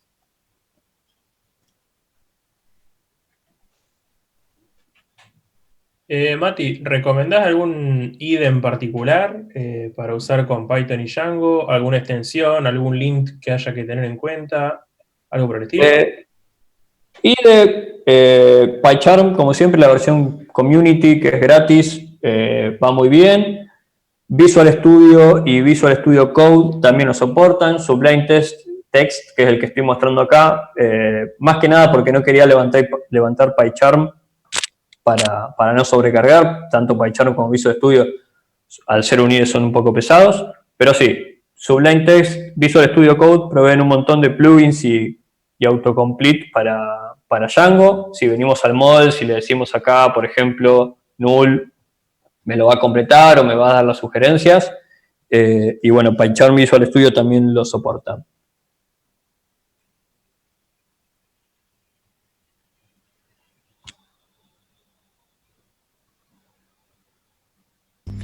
Integración con Docker, por ahí algo. La integración con Docker también, le podés especificar, usás la imagen de Python, Django en su momento proveía una, pero ahí voy a la pregunta del chat. Django en su momento proveía una, pero usás la imagen de Python oficial y le instalás Django en su lista de requerimientos. Por ahí no hablamos tanto, no meditaba el caso, pero en Python podés hacer con pip, que es un manejador de paquetes, un archivo txt normal y haces pip install Django y tenés Django y especificás la versión, se lo pones en la imagen de Docker y ya está también. Algo por ahí que se trae a colación por ahí con esta pregunta es tareas asíncronas. Celery es como el fuerte, lo más usado, el estable, el de producción, que se integra con Django también para correr tareas, tiene su integración con Django, entonces podés tener también un contenedor con tus tareas y tus workers de Celery integrado con Django. Pero sí, soporte a Docker, para ir a la pregunta puntual, como cualquier framework o cualquier herramienta, Django lo tiene también integrado, o digamos, solo soporta, no es tanto de Django, sino que está armado. ¿Usás Flask también? Si es así, ¿qué comparación harías? Sí, usé Flask, uso cada tanto en algún proyecto. Tengo una charla de Flask perdida por ahí, bastante viejita, me pueden buscar en YouTube. Pero la comparación que haría es que si querés, vamos a plantearlo al revés. Django te da su forma de hacer las cosas. Te dice, bueno, los modelos los pones acá, o tenés que tener modelos, o conexión a base de datos, o vistas, o las URLs van acá, y es como, bueno, tenés que aprender un poco a la Django de cómo hacer las cosas. Flask no, porque Flask, al ser un micro framework, como lo definen ellos mismos, si tenés un script o tu programita y lo que querés hacer es exponerlo web con un archivito de Flask que les digas, bueno, cuando entran a esta URL, ejecuta esta línea o esta función, ya está. Entonces, si que tenés un proyecto ya hecho o una herramientita o algo y lo querés exponer web, anda por Flask, porque meterlo en Django te va a costar bastante.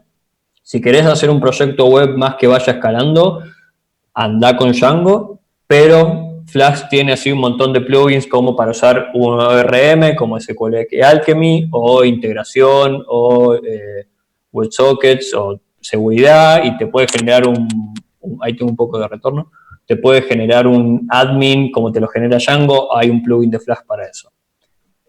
Flask es más simple, pero por ahí escala menos un poquito. Hay una charla de Miguel Greenberg muy interesante sobre Flask, si te interesa. Que bueno, te muestra en sí todo el potencial que tiene el framework, más allá de eso.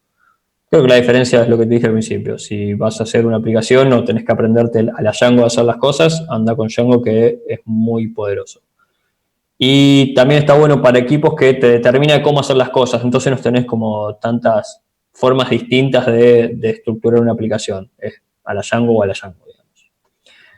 ¿Tiene soporte para generar los modelos a partir de una base de datos existentes? Sí. Django tiene, a ver si lo tengo acá, vamos a cerrar el servidor, puedes hacer manage.py.inspect, creo que es, inspectdb, le tenés que configurar en el settings, a ver, vamos a poner así, y ahí se llega a ver, es esto, que está acá.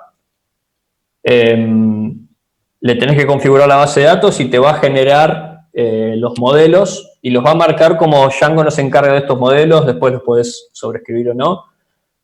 Pero te puede generar el código en base a eso.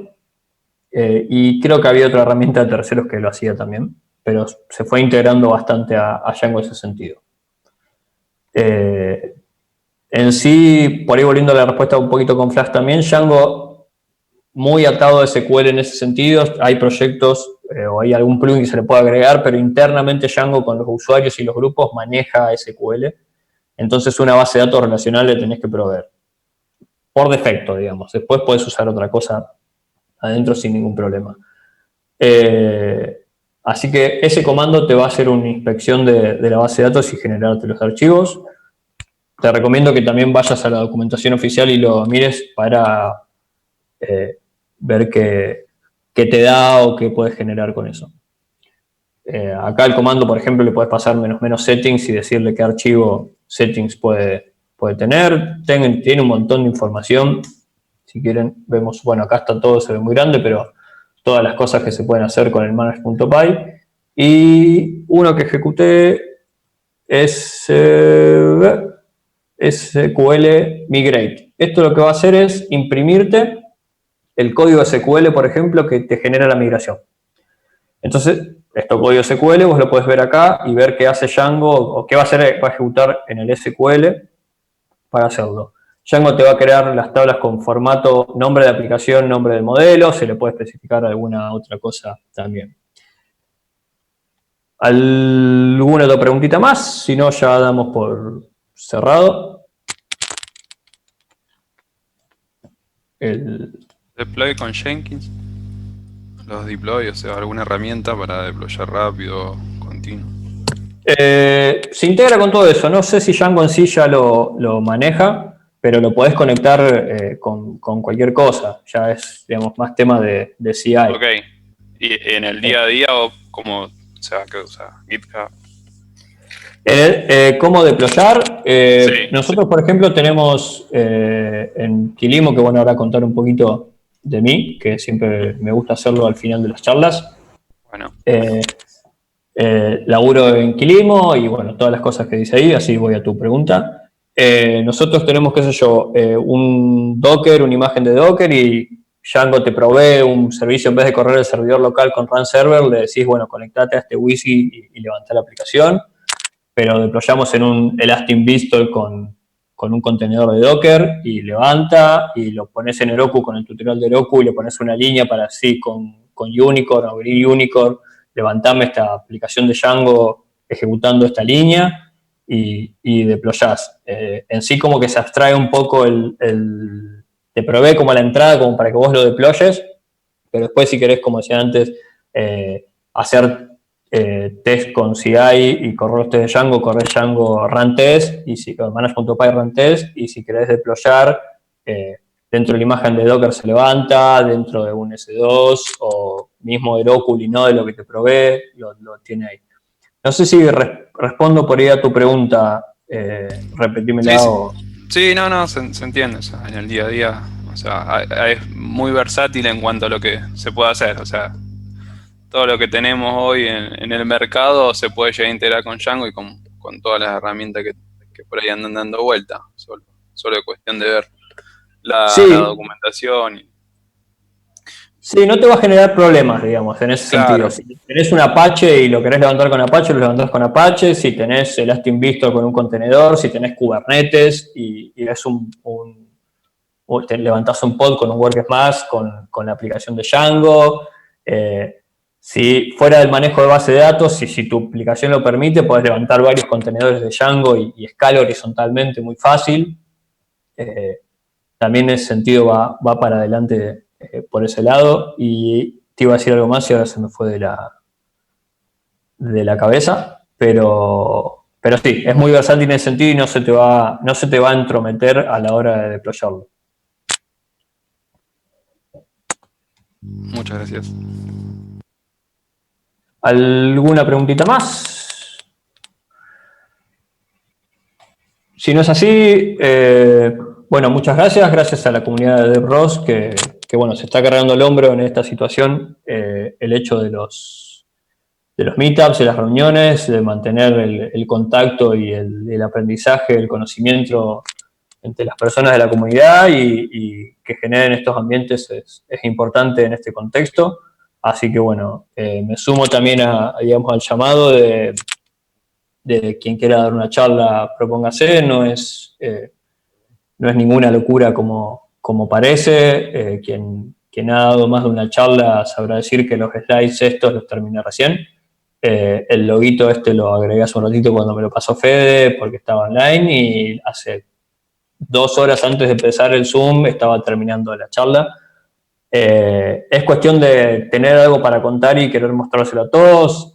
No soy ningún experto en Django, ni en Python, ni mucho menos. Solo es, está esto piola que estuve investigando y se los quiero contar. Así que en ese sentido, anímense, está bueno compartir y animarse por ahí en estos espacios para empezar a compartir con la comunidad que tanto nos brinda. Y también para quien tenga ganas y no se anime o quiera hacer algo, también búsquennos, síganme para más recomendaciones sobre cómo dar charlas, sería el meme. Así que bueno, muchísimas gracias a la organización también por este espacio. Buenísimo, Mati. Muchas gracias a vos, la verdad. Impecable, así que un gusto de nuevo tenerte. Muchas gracias, súper útil. A ustedes.